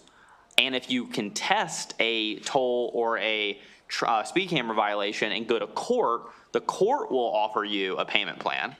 And if you don't pay and your debt is sent to collections, which is bad because then it's on your credit report, then you get a payment plan potentially there through the Central Collections Unit, CCU, but there's no upfront payment program right now for MDTA and MDOT. So to repeat, the only way you can get access to a payment plan right now is if you go to court, which is tough, or if you just wait and wait and wait and let it hit collections and hit your credit report, which is also suboptimal. So if you'll look in your packet, essentially the main problem that MDOT, or the main problem that MDTA and the judiciary flagged for this is that this bill, as it came in, said that the payment plans would be income-based. That's how most other states do this, is they make you show some sort of proof of income that you're below, say, 200% of the federal poverty level, and then you can access this. That's why we put it in the initial version of the bill. However, the judiciary's existing payment plan program and MDTA's in progress payment plan program they're working on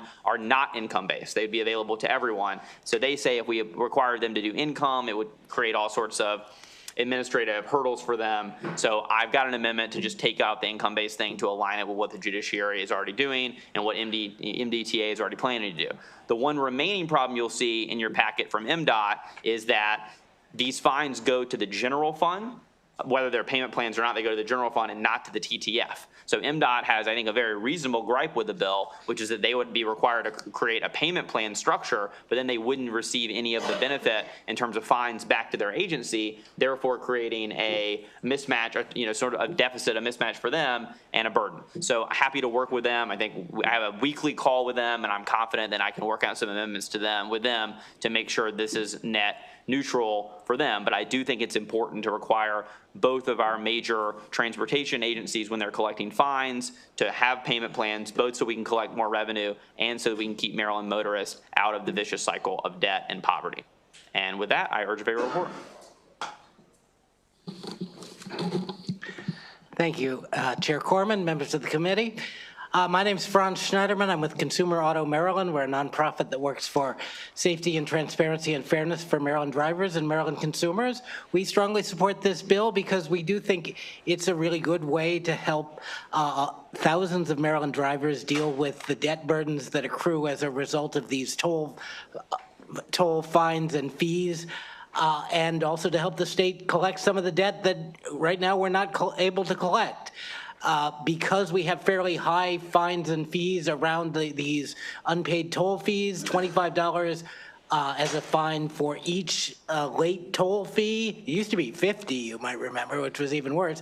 And also an elaborate series of extra fees assessed by the CCU. When you get into a collection system, they add a 17% charge. These charges add up really quickly. And become a real debt trap for a lot of low and moderate income Maryland drivers.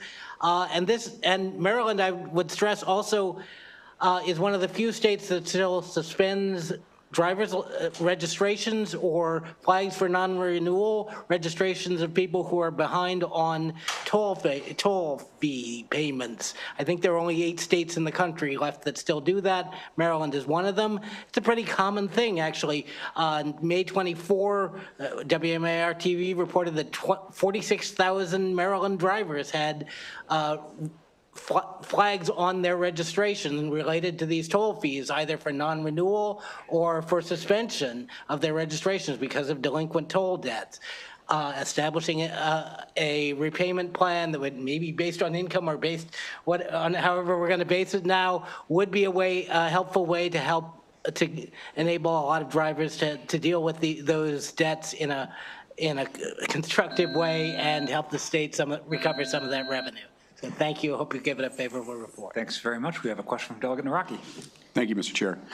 Delegate, this is a great bill. You and I have had some conversations about this. So in Baltimore County right now, there are 80,000 vehicles that have a flag on their registration because of speed camera fines, right? So it makes the toll number look really mild, 80,000. So it's like almost like 10% of the population in Baltimore County, if it was per individual, would have this on there. So my question is, the second that someone would enter into a payment plan, would that take the flag off of their account right then at that point, and then they could presumably renew their registration or whatever else the flag is applying to at that point? Yes. So in MDTA's in-progress plan, once you enter into a payment plan, generally with either MDTA's proposed plan or with CCU or the judiciary's plan, usually you have to put up some amount up front to basically enter the plan. So usually like 15 or 20% of the debt, you've got to put kind of like a down payment down as a sign of good faith. Then once you enter the program, the flag is removed, but it can come back on if you start missing payments. Sure. Okay. Thank you. Thanks. Any additional questions? Okay, we have an additional witness. I'm not sure if she's here, Delegate Marceline White. I don't think she can make it. Sorry, was there another question, guys? I apologize. Delegate Silverberry, did you have a question? Did. Okay, sorry about that. With respect to the installment payment plan, who enforces this?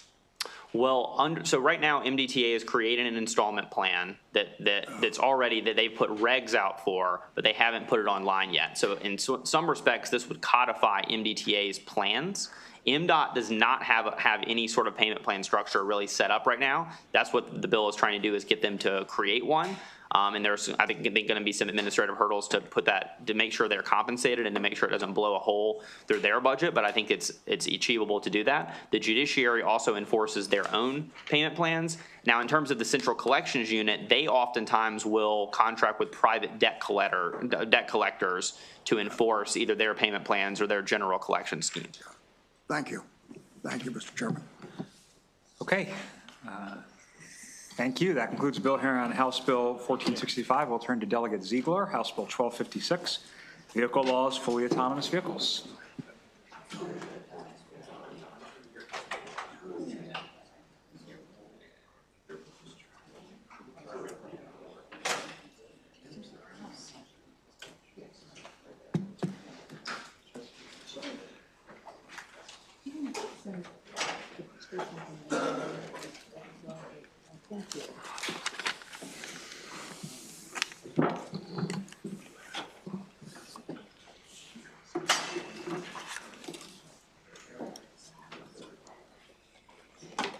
Mr. Chair, I also have someone here from MVA just to answer questions, if that's okay. Thank you. And I wondered if I could take a second to ask the people from the Federation of the Blind if they could just stand for a minute since they came down here. Thank you very much. Thank you all for being here. Delegate Ziegler, please go ahead. Thanks. Okay. So good afternoon, Chair Corman, Vice Chair Boyce, fellow esteemed members of our wonderful committee. For the record, I'm Delegate Natalie Ziegler here with House Bill 1256, Vehicle Laws, Fully Autonomous Vehicles. So what this bill does is it both authorizes autonomous vehicles and authorizes the Maryland Motor Vehicle Administration and the Maryland Insurance Administration to establish some standards and requirements necessary for them to operate safely here in Maryland. There are also some provisions in the bill to include our first responders and public safety officers to make sure they have the training and information they need to interact with autonomous vehicles, because of course that's very different than asking for your license and registration. I want to first thank MVA and MIA for all their help with this bill. And to say that we have a number of amendments, mostly technical, but also more substantive, such as MVA will have the ability to decide that a particular vehicle is unsafe and remove it from the roads, revoke its registration, and take it away. We also are exempting autonomous vehicles from vehicle laws that apply only to humans, for obvious reasons. And we also intend to amend the bill with a longish list of data privacy laws. So it would be illegal to sell, transfer, distribute data. Autonomous vehicles have a lot of cameras. They collect much more data than most cars, so that's an important issue. We would cross-reference it, and this is actually already there, that the Maryland Online Data Protection Act applies. And I guess that's most of the amendments that are coming in. I'm sorry they're not in the system, but they will be. I wish I had a reprint, but so let's talk about the main elephant in the room, which is these cars don't have a driver, which is so weird. I totally get that. But I want to start by saying that 25 states already have passed similar legislation. And in the states where they operate, data show they're significantly safer than human drivers. So I'm sure you will remember Administrator Nizer asking us to please start using the word crash instead of accident, because most of the crashes are really not an accident. They're the result of speeding or impaired driving or distracted driving. And of course, autonomous vehicles don't do any of those things. We have somebody from Waymo with us here today, which is a ride-hail company. In the markets where they operate, they show 81% fewer crashes involving airbags, 78% fewer crashes causing injuries, and 62% fewer police-reported crashes compared to a human driver. But one of the most important things about these vehicles is the incredible freedom and convenience they can offer to anybody who either can't drive or probably shouldn't be driving.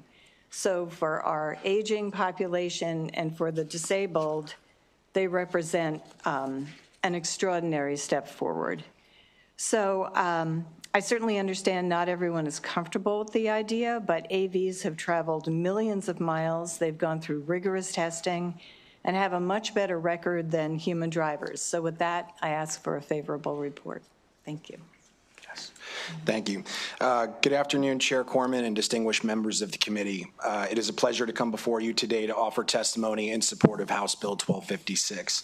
My name is Matt Walsh, and I lead Waymo's government affairs and policy work for the Eastern U.S. Today, 25 states have already enacted bills similar to HB 1256, which are necessary before companies like Waymo can begin to operate. We are excited that Maryland is interested in joining this long list of states across the country that are already benefiting from the many benefits that autonomous vehicles can have to roadway safety.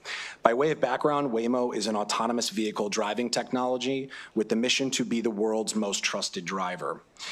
Today, we operate a fully autonomous ride-hailing service in Phoenix, Los Angeles, and San Francisco. We will also add 2 new cities this year when we launch in Austin and Atlanta through our partnership with Uber.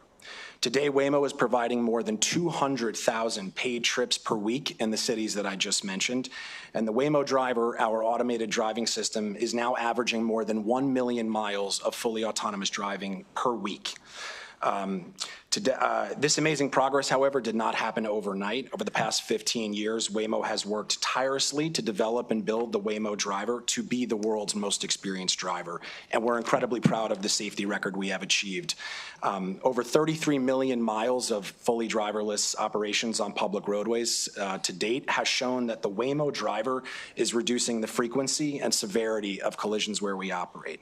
And Delegate Ziegler was kind enough to go through some of those statistics with you already, but on behalf of Waymo, I really want to thank Delegate Ziegler for her interest in this topic, and to the entire innovation team at MVA for their years of thoughtful leadership in the area. As I mentioned already, Waymo is driving our customers 1 million miles each week, and we would really look forward to the opportunity to offer that service to the residents of Maryland and be part of your solution to reduce traffic-related deaths in the state. So thank you, and I urge a favorable report on House Bill 1256.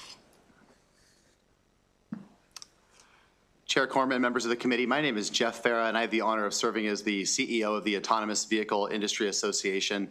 I am here today to urge strong support for HB 1256. Autonomous vehicles have been an aspiration for decades, and for many years, people asked when autonomous vehicles would be on our roads.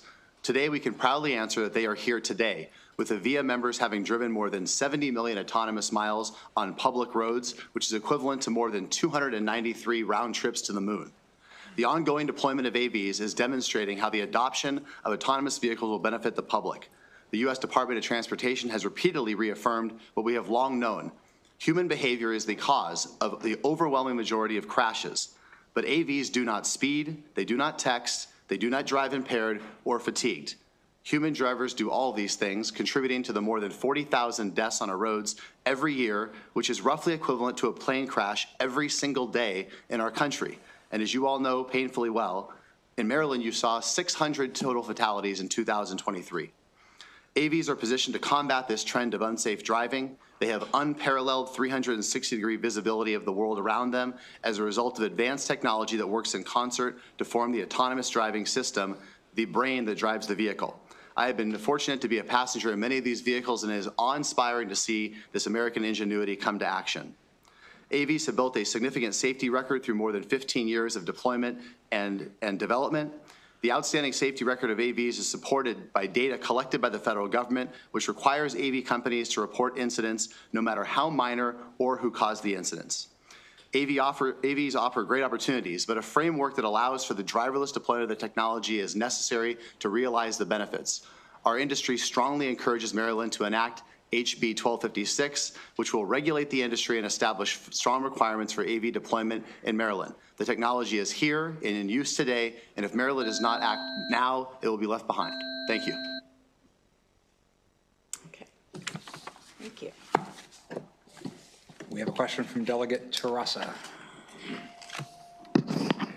Thank you, Mr. Chairman, and thank you, Delegate, for this bill. I love the sort of independence this gives a lot of people, and I think that's the most important piece about it.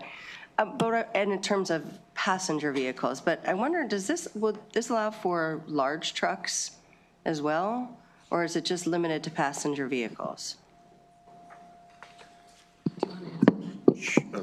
Sure. My name is, for the record, my name is Philip Dacey. I'm the Director of Policy and Innovation at Maryland MVA. And this bill doesn't distinguish between the size of vehicles, so it would enable any type of vehicle to be autonomous currently. May I make one brief comment here, which is that if you think about the way in which vehicles are designated now between light duty and heavy duty, it's very much something that we have used because humans have been driving vehicles to this point. Now we have an opportunity to reimagine vehicles, to move people through city centers and suburban environments in different ways. Many of the vehicles that our members are designing, they actually look more like shuttles. They're much more efficient in terms of moving people and whatnot. And so you're going to be seeing a lot of these weight dynamics that people have talked about before, that they're not going to necessarily follow in terms of the best way to move people through these city environments. So, but that would still be a passenger vehicle, right? It could be, but the weight could be pushing up against some of the limits that heretofore have been in place.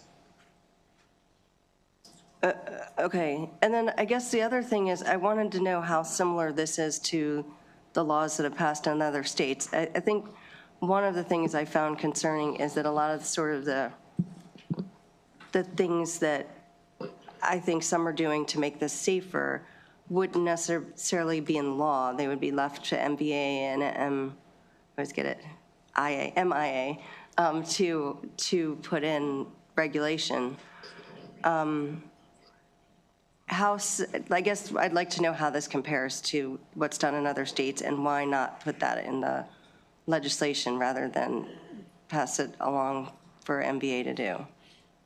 Well, it's very similar to what other states have done. But again, I think I'm going to turn to Phil to answer that. Yeah, I think it's based on a model legislation, right? So it's similar to a lot of other states, and it does, some of our amendments actually do give MVA rulemaking authority for this. So that'll be one of the amendments that the committee is going to be considering, would give us essentially the rulemaking authority necessary to have the company submit an operational design domain to us, for example, and then we would have authority for approval, essentially. So approval of how they operate on the roads, or approval of how they operate safety-wise? Well, potentially the way the operational design domain works is that the company that would like to register and title an autonomous vehicle in Maryland, they would submit a packet to us. We have a similar process today for issuing permits to test companies that want to test these types of vehicles. But under this, what vehicles? I'm sorry. Test connected and autonomous vehicles. We have a permit process now, a testing permit process. This would allow that. I mean, we'd like to use a lot of the same criteria that we use for our permit testing process now that we have. We've had a number of companies that have successfully tested in Maryland, but they get a permit through us, they submit a packet of information to us, and essentially MVA works with the company to establish an operational design domain, setting limits on the vehicle. Here, it'll be a similar process here. So depending on the technology of the vehicle, they might only be able to use it on certain roadways, on, maybe not at night. Depending on the technology of the type of vehicle, they would have certain limitations that would be placed on these types of vehicles. And that would be through the MVA administrative process that we're hoping to put in, similar to the permit process that we have now, if that makes sense. You look confused. Yeah, maybe I can ask my questions offline. I think my biggest concern is to not see some of these regulations in the law itself. And I just lost my thought on that. But and you said there was an amendment to take out any violation that would be for human violation. Well, something like requiring that you use a hand signal, something like that just doesn't make any sense because there isn't a human driver. Okay, I guess I just have to look at the details, yeah. They're subject to the same rules and regulations as any other kind of car. They have to have insurance like any other car. I mean, they're. And who would get the ticket? I guess the owner of the car. I mean, that's a good question. We were talking about that the other day. With criminally, you probably wouldn't have anyone to cite. So if it was speeding or it'd be a different process than it is now. So if you're speeding now, you know, you can go to jail for that. You know, you get the police cite an individual for that. But because there's no individual in the vehicle, there would be no one to cite for that. I mean, for speed cameras and things, those are civil violations, so we could hold the company accountable. But for individuals, you wouldn't have a criminal citation. But what we would be able to do at the MVA would be to essentially decertify that vehicle if it was operating, you know, contrary to Maryland laws. We'd be able to, through this, one of the amendments that we have is a process where we can inquire with the company, hey, this vehicle was speeding or this vehicle was not following Maryland roads, provide us some information on why that happened, and then we can eventually put a suspension on those types of vehicles if they're not, if it's not sufficient or satisfactory to the MVA response. Did you want to address? Yeah, if I can just add one. I mean, I think there a lot of violations like speeding, for example, that's not something that Waymo is ever going to be in a position where we're committing a violation. Our vehicles do not exceed posted speed limits on any public roadways. So I think some of the violations would be more of like a parking violation, for example. That is something that would be cited to the company. But there's a lot of violations I don't think will be in question here because of just the way our vehicles are designed to operate. Like, what about driving in a bike lane? Our vehicles are designed not to drive in bike lanes, so. But if they were, then you wouldn't get cited. It wouldn't, that's where I think the MVA process would come in. Yeah, so it wouldn't be a criminal citation. There's no one to cite criminally. You know, you can't lock up Waymo. You can't make them come to court. Okay. But we would. Yeah, I'll ask the rest of my questions offline. I'm sorry, I'm taking up a lot of time here. I appreciate your answers. Delegate Foley. Thank you, Mr. Chair. I have a few questions, but I'll try to make it quick. Is the vision here to have no humans in the car or in the vehicle? Well, I mean, to have a passenger, otherwise there would be no reason for the car to be going anywhere. Well, except if we're doing commercial trucks. Oh, okay. Yeah, so there would be instances with this regimen of possibly of vehicles, I won't say cars, of vehicles having no humans in the car or in the vehicle. Yes, in the case of Waymo, we have a gradual process for new markets where we start for a certain period of time with a human operator behind the wheel. We do a number of testing and validation efforts. Once we feel that we are at a point where the product is performing the way it should, at that point we remove the human driver. So yes, ultimately in LA, San Francisco, and Phoenix, right now our vehicles are operating 24/7 without a human being behind the wheel. Except if somebody's picked up as a fare, right? Well, absolutely. I mean, yeah. hopefully our cars are filled with passengers. Otherwise, this would be a quite expensive effort. But yes. Right, but this is beyond that. This is more than that. It's more than just a for-hire vehicle. It is much more than just yes. Okay, and it's autonomous vehicles in general. Okay, so my second question, so we could have vehicles on our roads if this were adopted without any humans in them? Yes. Okay. Second question I have is about aftermarket, and there's some addressing some of that in the bill, or at least in current law. So I appreciate new vehicles and the vehicles that Waymo has that are on the roads and they're tested and so forth. What about an aftermarket vehicle, like a used vehicle or a vehicle that is converted to an automated vehicle? Are there provisions for that? And are there, that makes me more uncomfortable. And I just wondered, maybe MDOT could respond to that, or, I don't know if Waymo has experience with that. Yeah, that's a great question. Yeah, it is a good question. Yeah, that really is a great question. The way the bill works is that the person that's titling and registering that vehicle would be certifying that it does meet a certain SAE level standard. What does SAE mean? Society of Automotive Engineers, yeah. Okay. They have that standard scale of 1 to 5. And so if somebody were to modify their vehicle such that it it met those SAE levels, then MVA would issue a registration that would allow it to be operated autonomously. It would also have to meet all the federal motor vehicle safety standards, but every vehicle that's on the road that has a tag has to meet those federal motor vehicle Right. safety standards. But yeah, somebody could, I guess, potentially use software or something to modify an existing vehicle. And the owner of the vehicle in that case, of the aftermarket vehicle, would be the one certifying that the vehicle met the, so there's no other way to do that? There's no other way to certify that? The SAE levels are that's the current levels of certification. Waymo doesn't have, that's not a part of our business model. This bill applies to L4 and 5.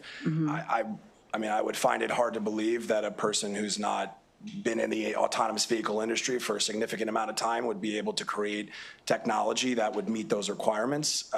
So I don't think people are out there doing this as a hobby at that level right now. Yeah, okay, I wasn't so much worried about it as a hobby as just, we are going to have used vehicles that are going to come on the market, right? I don't think at this point in the industry we're at that level yet. Okay, all right, thank you. And then to the issue of human violations. We're going to make this the last question. A lot of other people have questions, so you can follow up after, but last question. Okay, thank you.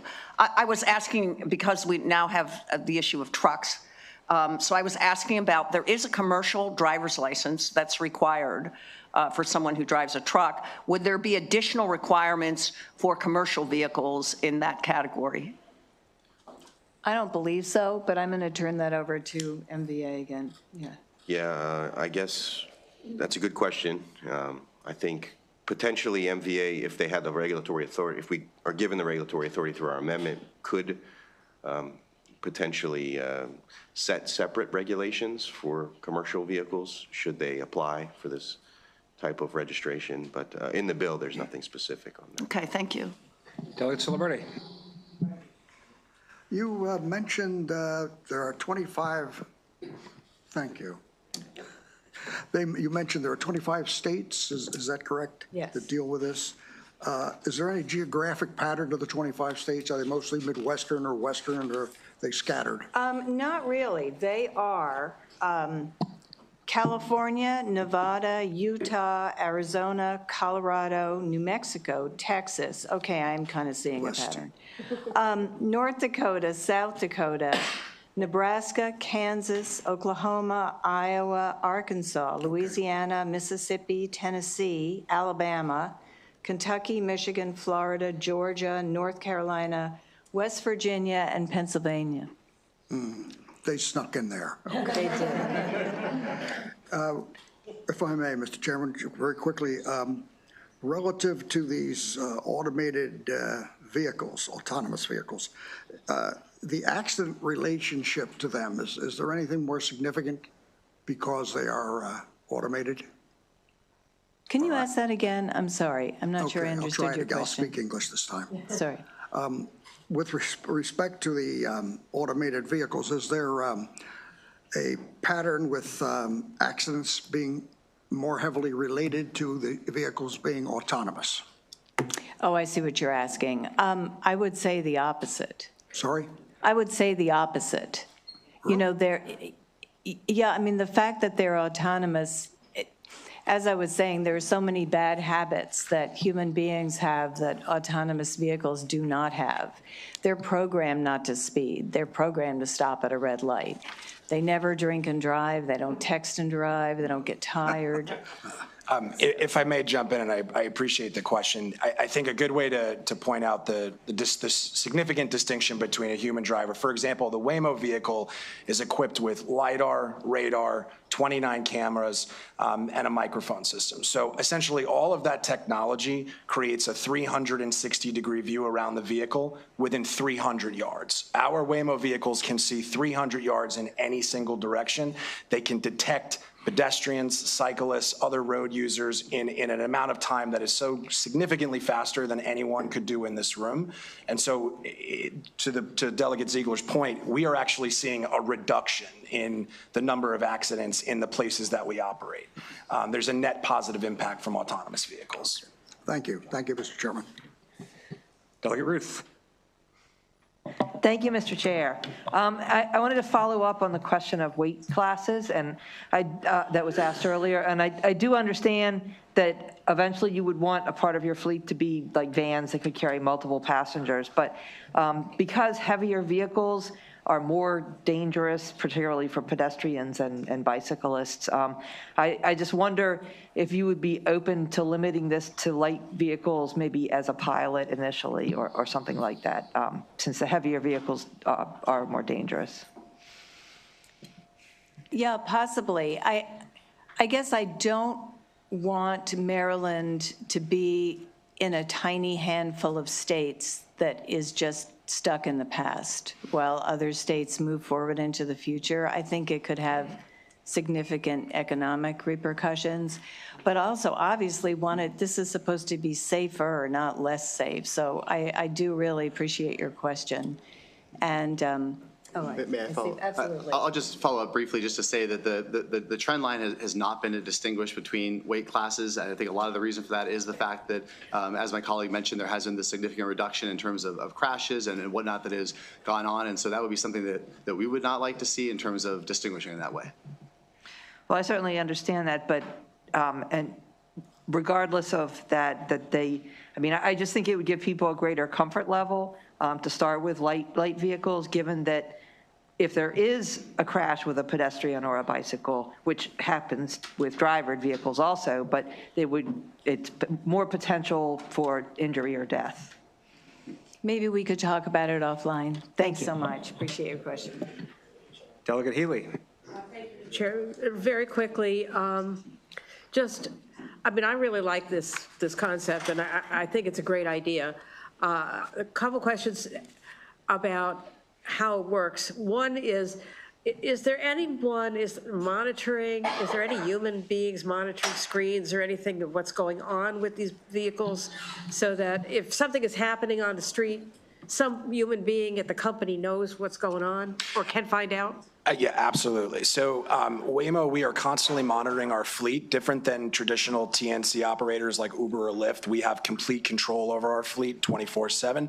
We have a team of individuals that are monitoring where the vehicles are. We're also monitoring what's happening with our passengers. In our vehicle at any moment, if the passenger feels that they are having an emergency or they feel unsafe or they just even have a question, they can simply hit the rider support button and immediately a human being will come through the two-way communication system and be able to communicate with that rider. That really helps me a lot. And the other thing is, and that kind of takes care of my other questions, is what if for some reason, you live in the Washington, D.C. area, that there might be a motorcade coming and they need to clear the streets real quick? Yeah. That the police can get them to move where they're not even supposed to go, like to go into a bike lane because there's going to be a motorcade coming through or something like that. Yeah, and it brings up a great point about our law enforcement engagement. Waymo is incredibly proud of how much of a leader we have been in engaging with first responders. We've trained 15,000 of them across the country to date. So as soon as a law enforcement officer comes upon one of our vehicles or a first responder, a simple scan of a QR code on the side of the vehicle, and they're immediately connected with a live human being who will instruct them on what's going on in that particular situation. And if a law enforcement officer is going to direct that vehicle to move to the side, for example, to get out of the way, that is something our vehicles do on a regular basis. And finally, if there is an accident and somebody does get hurt by one of these vehicles or injured or killed, what is the protocol? What happens then? So in the event of any kind of incident, whether it's a collision or someone in the vehicle alerts rider support, we have a team that will an incident response team is what we call them, that will immediately mobilize. First and foremost, we want to ensure the safety of the passenger in the vehicle, and so we want to check and make sure that they are okay. And once our rider support team has identified that this is in fact a collision or an incident, we will dispatch an emergency response member from our team to go physically to the site. And you'll call 911 as well? Absolutely. Okay. In the event, yes, I'm sorry, I should have led with that. In the event that a passenger is saying, I need the services of 911. Or if the car hits a person that walks out in front of this. Absolutely. Our cars would detect that and our rider support team would be able to contact 911 immediately. Thank you. Yes.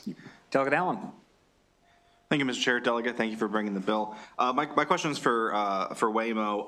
I noticed online that there was, I think it was middle of last year, the National Highway Traffic Safety Administration was conducting investigation into crashes and incidents. And to be fair, they're also conducting investigations to Amazon and General Motors too, I think. Yes. But I was just wondering, since the most recent updates I could find was about May or June of last year, if you could provide an update for the status of that investigation. I believe the most recent status is that investigation is still pending. We're working with NISTA to provide all the information. I don't have any specific updates on that, all to say that I believe that the incidents involved did not involve any injuries whatsoever, but we can certainly follow up with you on the status of that. Okay. Are you concerned that the investigation will remain pending, considering NISTA's had its funding kind of chopped?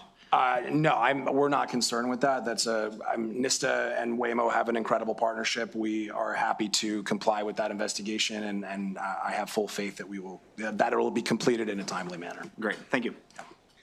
Delegate Long. Thank you, Mr. Chairman. To piggyback off of Delegate Healy's question, and the thought came to my mind, what about in a scenario, could these systems be compromised, terrorist attack, whatever, right? Things can go haywire. And of course, if there are, as Delegate Healy mentioned, unusual circumstances where somebody's intentionally targeting it because they recognize that it is an automated, system, and they're trying to make it fail. Yes. What about those occurrences? Jeff, go ahead and start. I don't want to hog on. I'll just from an industry-wide perspective, just to give you a sense of the importance of cybersecurity. I think the first thing I would note is that cybersecurity is incredibly important. You have a tremendous amount of capital investment and engineering talent and whatnot that goes into protecting the vehicles. The other piece of this I think sometimes is missed is that I think sometimes people are imagining a situation where there's this wireless connectivity or this telecommunications that is somehow being used to control the vehicle that somehow could be hacked. That's not what's going on here at all. My colleague from Waymo mentioned before the hardware suite and the software suite that ultimately forms together to form the autonomous driving system. Everything that is needed to make the vehicle move from point A to point B is housed on the vehicle. You have different types of sensors that were already mentioned. You have this computer, oftentimes it's in a trunk or behind a driver or whatnot. And so all of that is physically on the vehicle, which is actually very, very useful in terms of preventing the types of cybersecurity intrusions that people sometimes imagine. And Mr. Chair, if I may, do you feel there should be a need for higher liability insurance, given regular control vehicles by a human being, a driver? What we tend to see in different states is that the liability regime tends to follow what you have with human drivers, and I think the reality is that as we see more and more autonomous miles that are driven, we see that autonomous vehicles are in fact far safer than human drivers, and so it wouldn't be warranted to have a higher insurance minimum requirement. Thank you. Okay, thank you. We do have other in-person favorable testimony. Margaret Durkin, TechNet, Jesse Sherrick, National Federation of the Blind, Ruth Whitaker, Chamber of Progress, Christopher Danielson, National Federation of the Blind.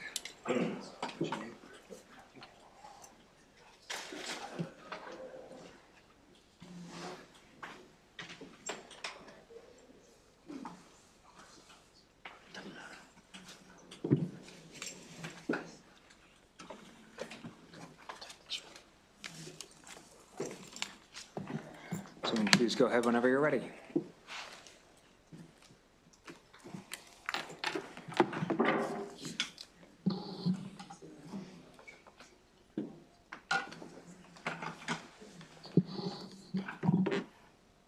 Want to start? Yeah, who's going first? You can go first. Actually, Jesse. All right. Hi. Thank you, Chairman Corman and Vice Chair Dice and committee members, or Bice, I'm sorry, and committee members. It's really an honor to be testifying about autonomous vehicles. My name is Jesse Sherrick. I am a government affairs specialist with the National Federation of the Blind. So I'm a public policy expert on autonomous vehicles. The National Federation of the Blind is really committed towards ensuring that autonomous vehicles have an opportunity to operate across the country. It's very important to our population. I think there's been a lot said that I don't want to, rehash, and I don't want to step on my colleagues who will be talking about a lot of issues with human drivers who discriminate. But I do want to give you a sense of why it's really important that that this bill is adopted in Maryland. The National Federation of the Blind is the transformative membership organization of blind people. And as you know, we have the Center of Excellence in Non-Visual Access, which you're very kind in funding every year, where we test various technologies to ensure that they're non-visually accessible. We're a leader in this field. And currently, our staff does not have easy access to autonomous vehicles. Passing this legislation and having autonomous vehicles in Maryland would ensure that we can be a leader in ensuring that autonomous vehicles are non-visually accessible, and we work with other disability groups to ensure broader accessibility. On a personal note, I think it's important just for you to understand the impact and the freedom that this creates for our population. Personally, I want to retell you a story of the first time I was born blind and grew up in northeastern North Dakota. When my younger brother, Jason, was getting his learner's permit, I was in the car the first time he drove. And I hope you'll give this a favorable rating. Thank you.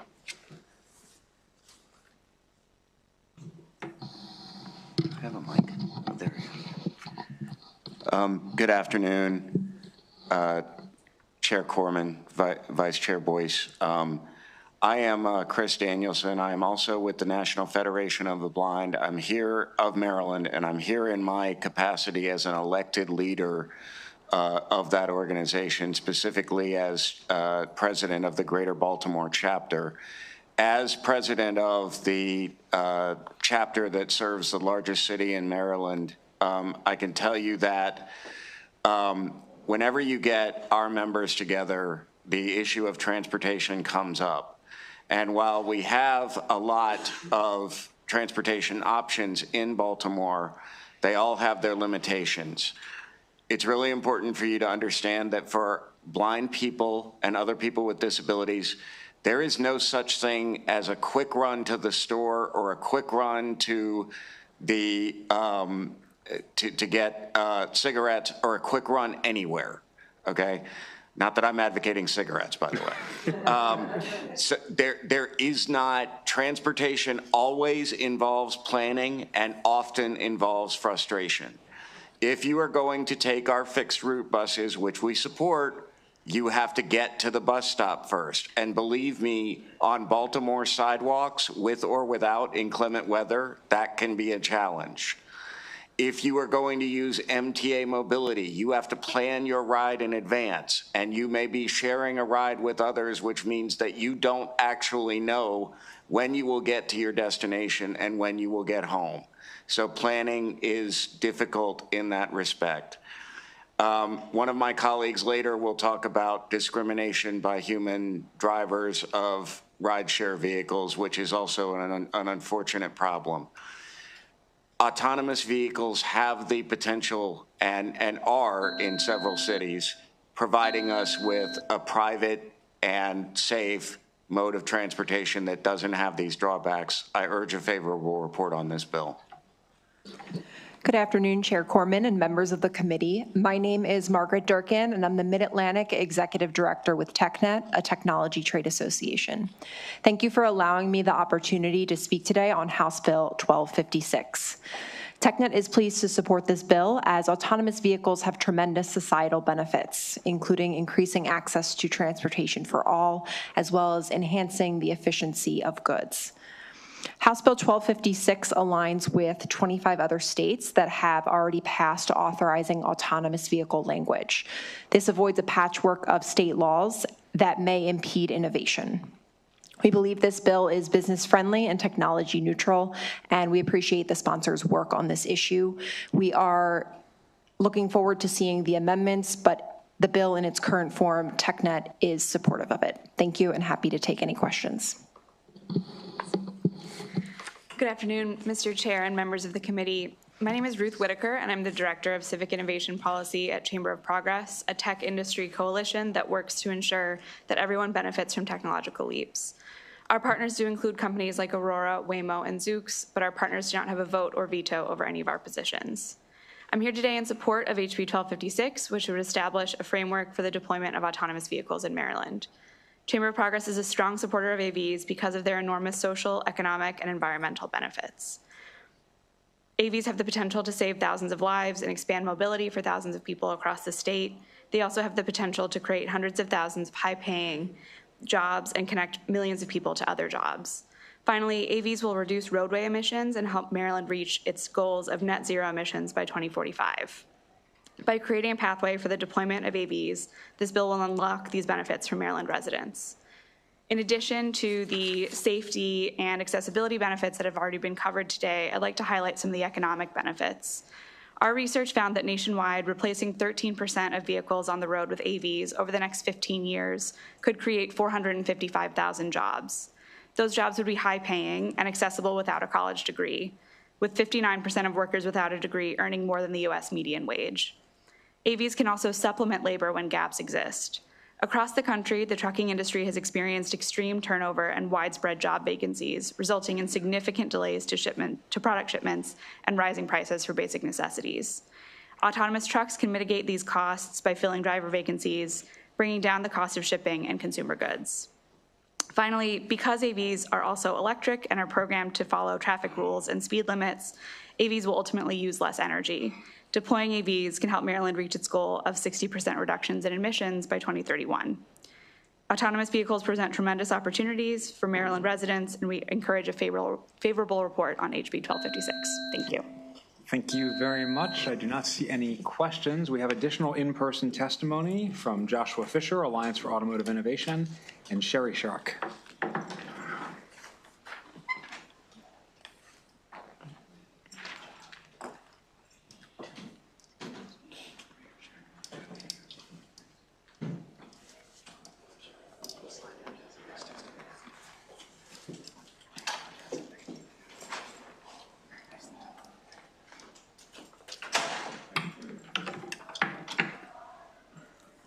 Ms. Sherrick, you were first to sit down, so please feel to begin when you're ready. Okay. Good afternoon. And good afternoon. My name is Sherry Sherrick. I'm a resident of Baltimore City, and I'm also here to represent the National Federation of the Blind of Maryland. I chair the Guide Dog Committee. I used to have the privilege of driving, but now I'm blind, and I rely on a guide dog for my mobility needs. I don't currently have a guide dog with me today because I'm waiting for one to be trained. I'm very excited about AVs and this bill, 1256, HB 1256. I have to say that this is a dream come true for me. I used to have the privilege of driving, but no longer can do that, and I rely on Uber and Lyft, and I often get discriminated against because of my guide dog. So I'll be standing, waiting either in the dark or in the cold or in the rain.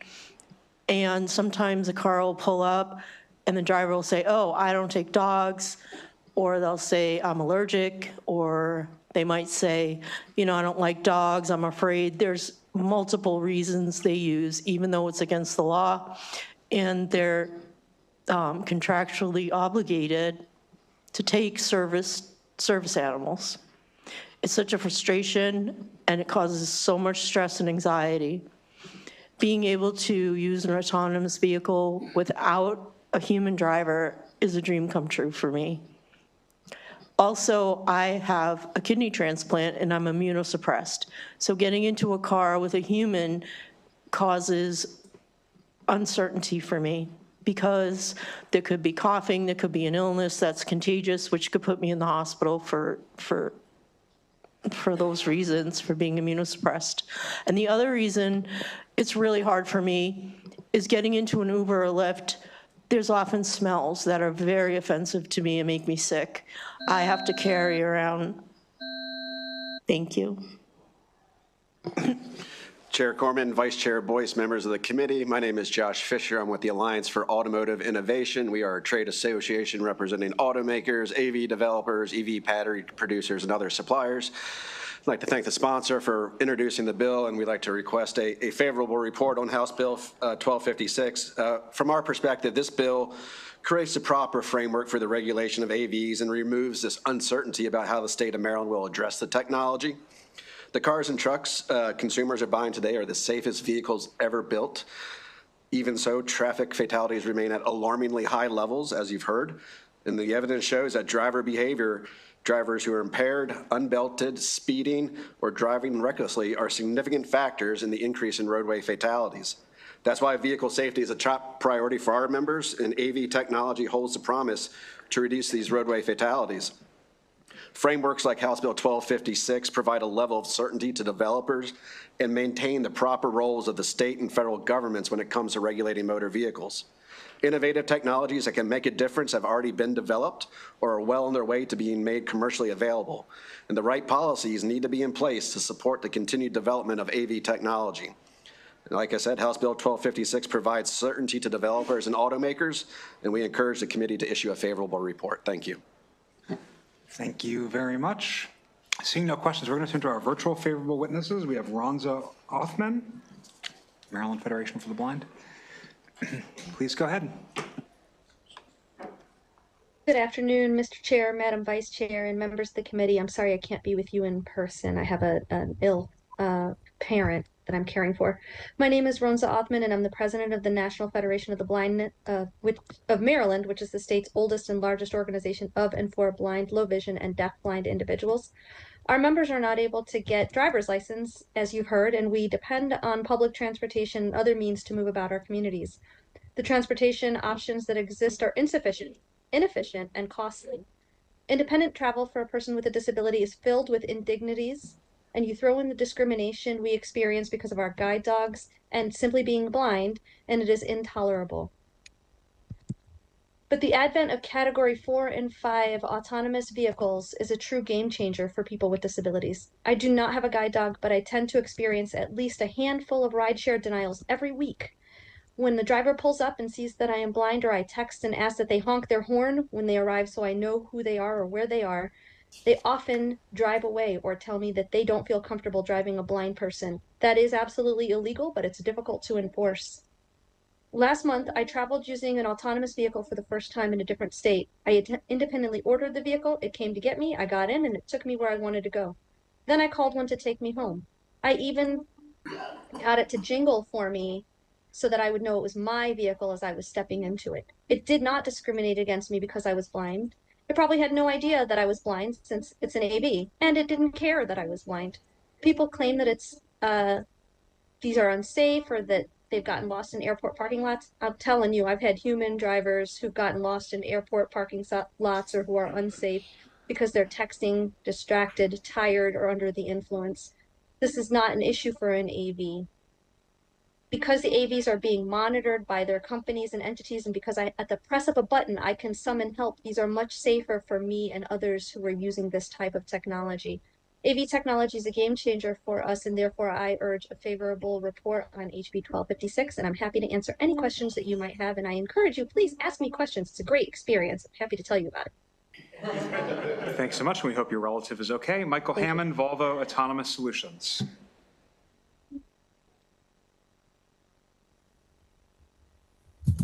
I don't know if you can see me or not. I don't know if the camera's working.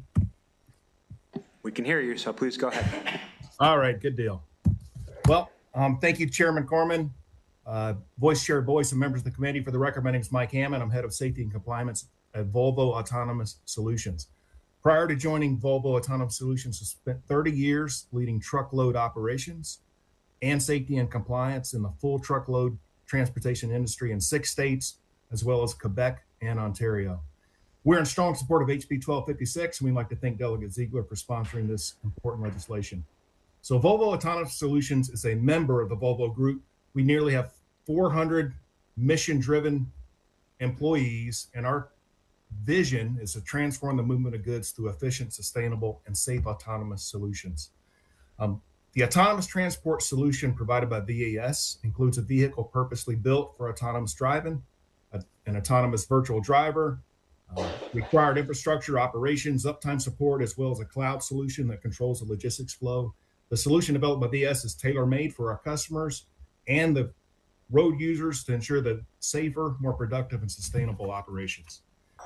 The redundant autonomous vehicle is the backbone of the autonomous transport solution. The Volvo VNL Autonomous is a truck built for autonomy on Volvo's autonomous technology platform and has 6 critical redundant systems. It's got dual braking, dual steering, dual communication, dual computing, dual power and energy storage, and dual motion control, enabling safe operations. And we're currently testing this VNL Autonomous in Texas on a lane from Dallas to Houston. We work with law enforcement to familiarize them with CAV operations, including minimal risk maneuvers in Texas. We're engaged in first responder and law enforcement engagement now, asking about their needs and familiarizing them with the VNL, with plans to expand outreach as this operation grows. So the way forward is through working together, and presently there's no fully autonomous vehicles on Maryland roadways. Current testing in Maryland takes place at designated sites owned by the Maryland Department of DOT. For AV testing on the safe state roads to occur, Maryland must pass legislation authorizing testing. Great. Thank you very much for your testimony. We very much appreciate it. We'll turn to Robert Melvin, our Street Institute. Mr. Chairman, members of the committee, my name is Robert Melvin, and I am the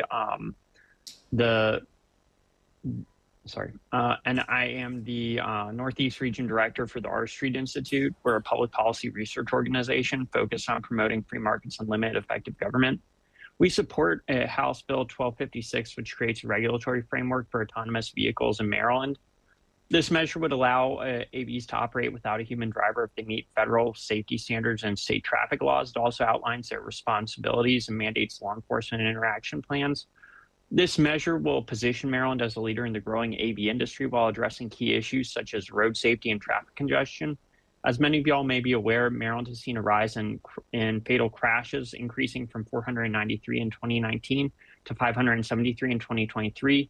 Human errors like distracted driving are major contributors with this issue. Additionally, Maryland ranks 50th in traffic congestion, costing drivers up to $2,465 annually. This measure could help alleviate these problems. It's been shown that AVs can significantly reduce accidents. Reports indicate that AVs have 88% fewer property damage claims and 92% fewer injury claims compared to human drivers. It also suggests that AVs are 10 times safer than their human counterparts. Data also demonstrates that when AVs led human-controlled vehicles, that it resulted in a 42% reduction in fuel usage and eliminated stop-and-go traffic. Research has found that when the AV market could create new jobs in the U.S., considering the state is ranked 3rd best for state in the state for AI jobs and 6th best state for most innovative state, this proposal could help strengthen those positions and attract additional investment. This is not an experimental technology. Maryland already permits the testing of AVs, and this bill would align the state with 25 others that have authorized AV deployment. For these reasons, we urge a favorable report of the bill. Thank you. Thank you. We have a question from Delegate Lewis. Thank you, Mr. Chair. I want to thank everyone from National Federation of the Blind who came to testify today. I just want you to know your stories really matter to us. I'm curious from something that Ms. Othman said. This question's for Ms. Othman, if she's still online. You met, I'm assuming she is, right? I'm here. Oh, great. Thank you. You mentioned something really interesting. You referred to discrimination, as did a couple of other witnesses. But you referred specifically to the sort of liberating experience of feeling undiscriminated against when you used an autonomous vehicle. You mentioned that you're as a blind person, you weren't mistreated. It responded to your request for an audio notification. And that felt really great to just be treated as a customer and that your needs were met. But I'll confess, Ms. Othman, I know that autonomous vehicles are just machines that run on software software is built by humans.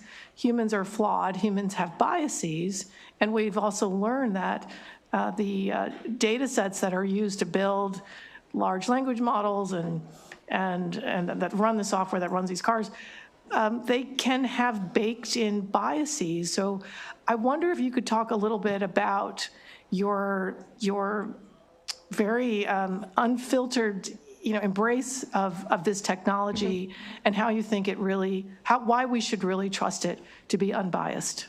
I appreciate the question, Delegate Lewis and everybody. Thank you so much. So my very first ride, I was in Phoenix and very excited about it. And my sister happens to be an IT developer who manages a computer technology office for a college. And I said, I'm going. This is what I'm going to do while we're here. And she was like, no, you're going to die. And I said, no, I'm not. I'm doing this. And reluctantly, she came along, ostensibly so I didn't die alone, was her perception. And as I explained to her, they don't know who I am. They don't care who I am. They don't care if I'm coming with groceries or if I'm coming with a guide dog or if I'm coming with, I haven't bathed in 6 days. Like it's a mission, right? That didn't happen.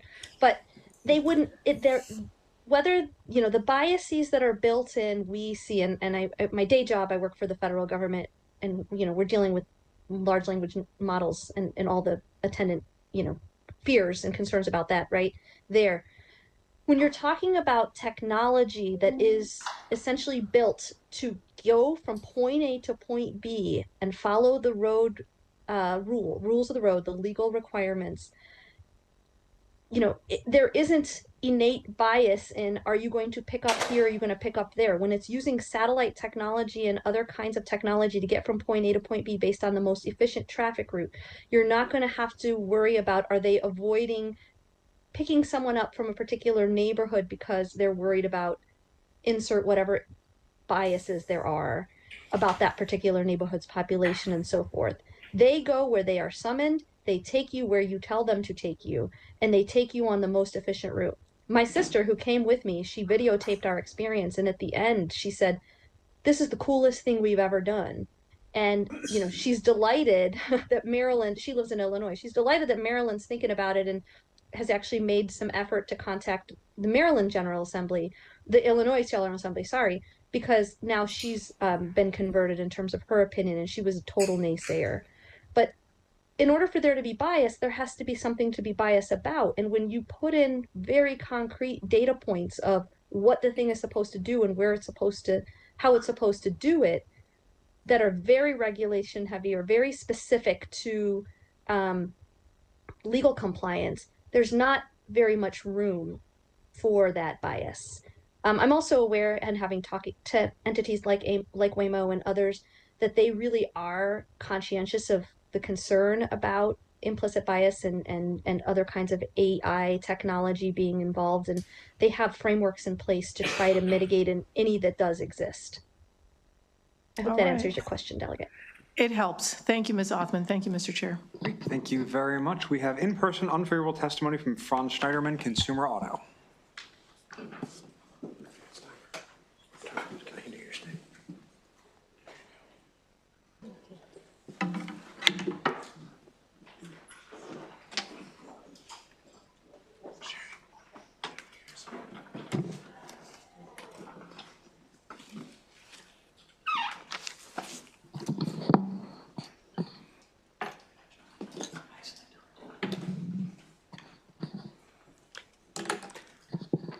Thank you, Chair Corman, members of the committee, for the opportunity to address the bill. I'm Franz Schneiderman, Consumer Auto, Maryland.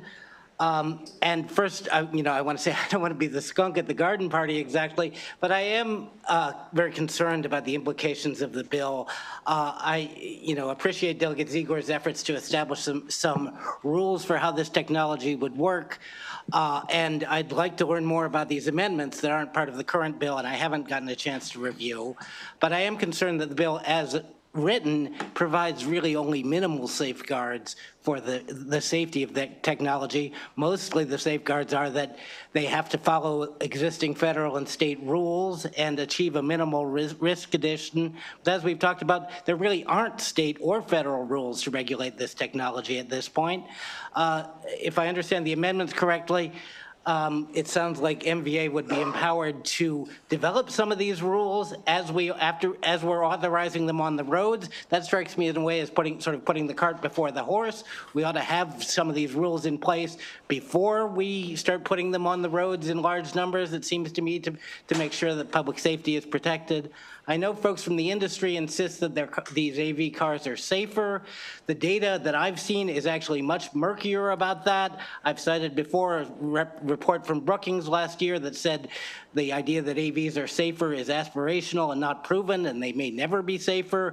I really think we need to see that from some objective federal safety authorities rather than folks in the industry before we're confident of that.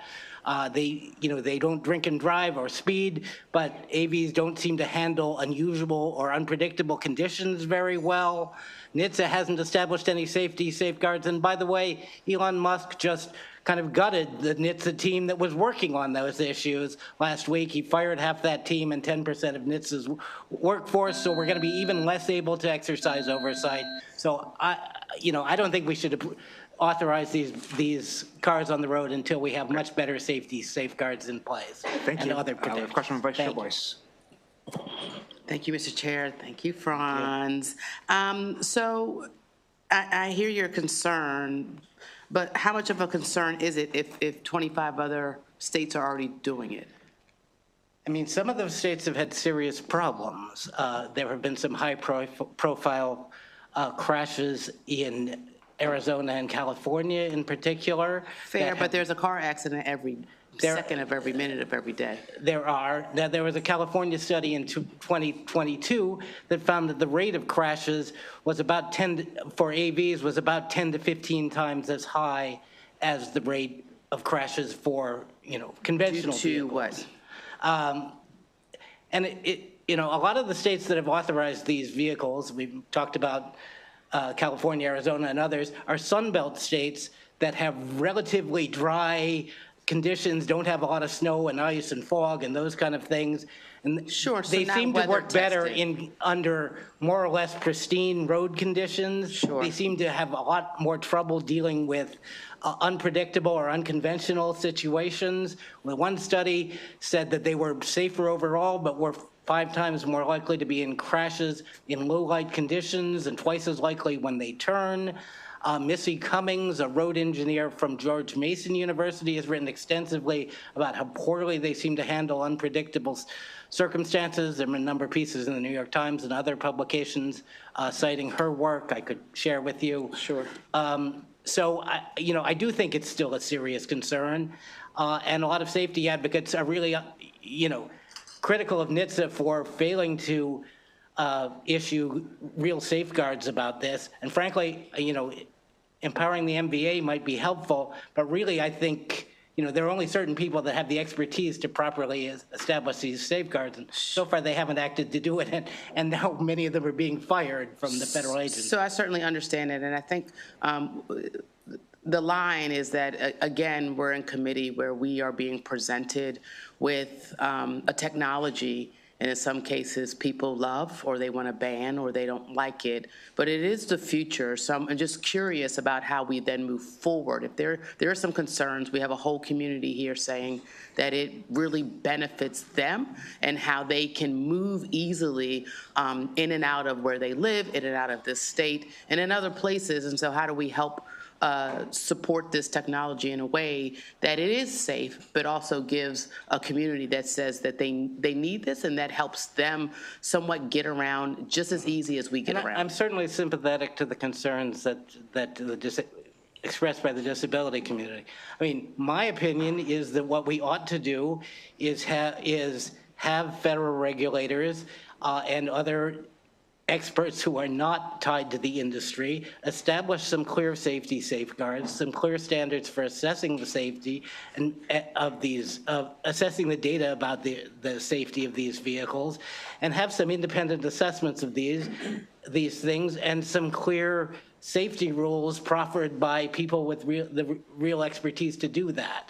Well, we look if forward I were to- in the industry, I would want to encourage that, because right now, the public doesn't have a lot of faith in this technology. There's a AAA study from 2023. Yes, but Mr. Franz, there are 25 other states that are doing this, so there's somebody who trusts it. So I look forward to you working with us to figure this out. I'd Thank be you. happy to talk further about it. Okay, thank you. That concludes the bill hearing. House Bill 1256. We're going to turn to House Bill 1130, Patient Delegate Rosenberg, Baltimore City, speed monitoring systems on I-83, unpaid and overdue citations. If you have a panel or anything, please bring them up.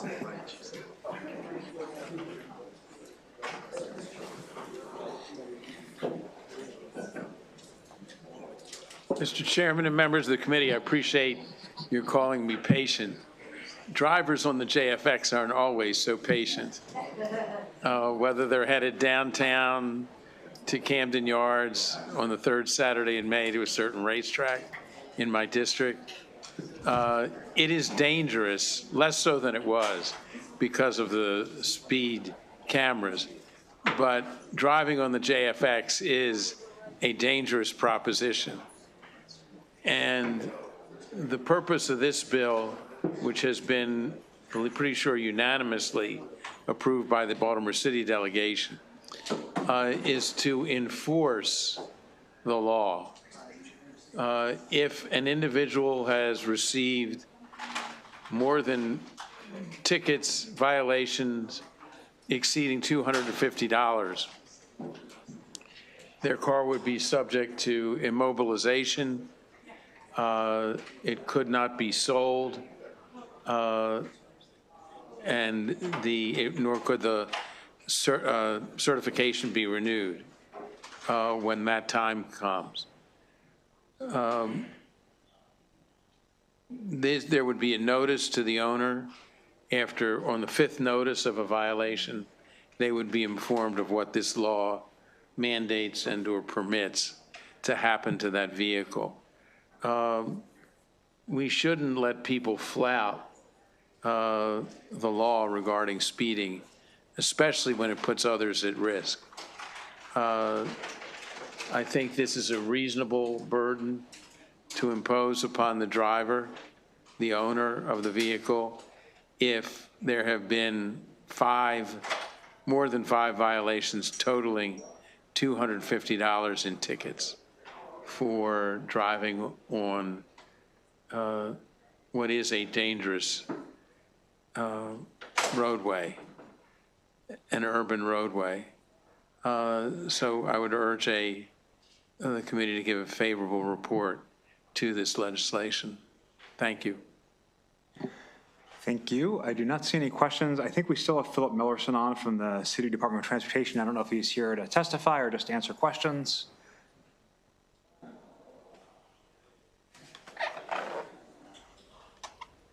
Good afternoon again, everybody. I'm here to answer questions, sir. Okay, well, I do not see any, but thank you as well for hanging with us for so long. That concludes the bill hearing on House Bill 1130 and all the House bills for today. We made 4 o'clock, but I want you to know the vice chair bet 3:30, so I win. But in all seriousness, well, hey, it's Price of Right rules, right? So, yeah. Any subcommittee announcements? Chair Stewart.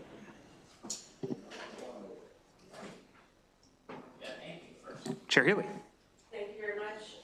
The local government subcommittee will meet. Sorry, can you light our mic? Okay. Go ahead. Thank you again, Mr. Chair. The local government subcommittee will meet on one bill at 10 minutes before 4. Chair Stewart. The motor vehicle, thank you, Mr. Chair. The Motor Vehicle and Transportation Committee will meet at 4:05. Okay, just a reminder, we will vote after floor tomorrow, then take a pause, depending on how long floor goes. The current plan is to vote after floor, take a pause, and then have bill hearings. Obviously, if floor runs long, we can kind of adjust the order of operations. And then I think I mentioned this previously, we'll probably vote twice next week, on Wednesday and Friday, as we get closer to crossover. As you know, things start to move a little quicker as we try to address all the bills and amendments coming from the members. But with that, thank you all so much for your work today. See you in your subcommittees.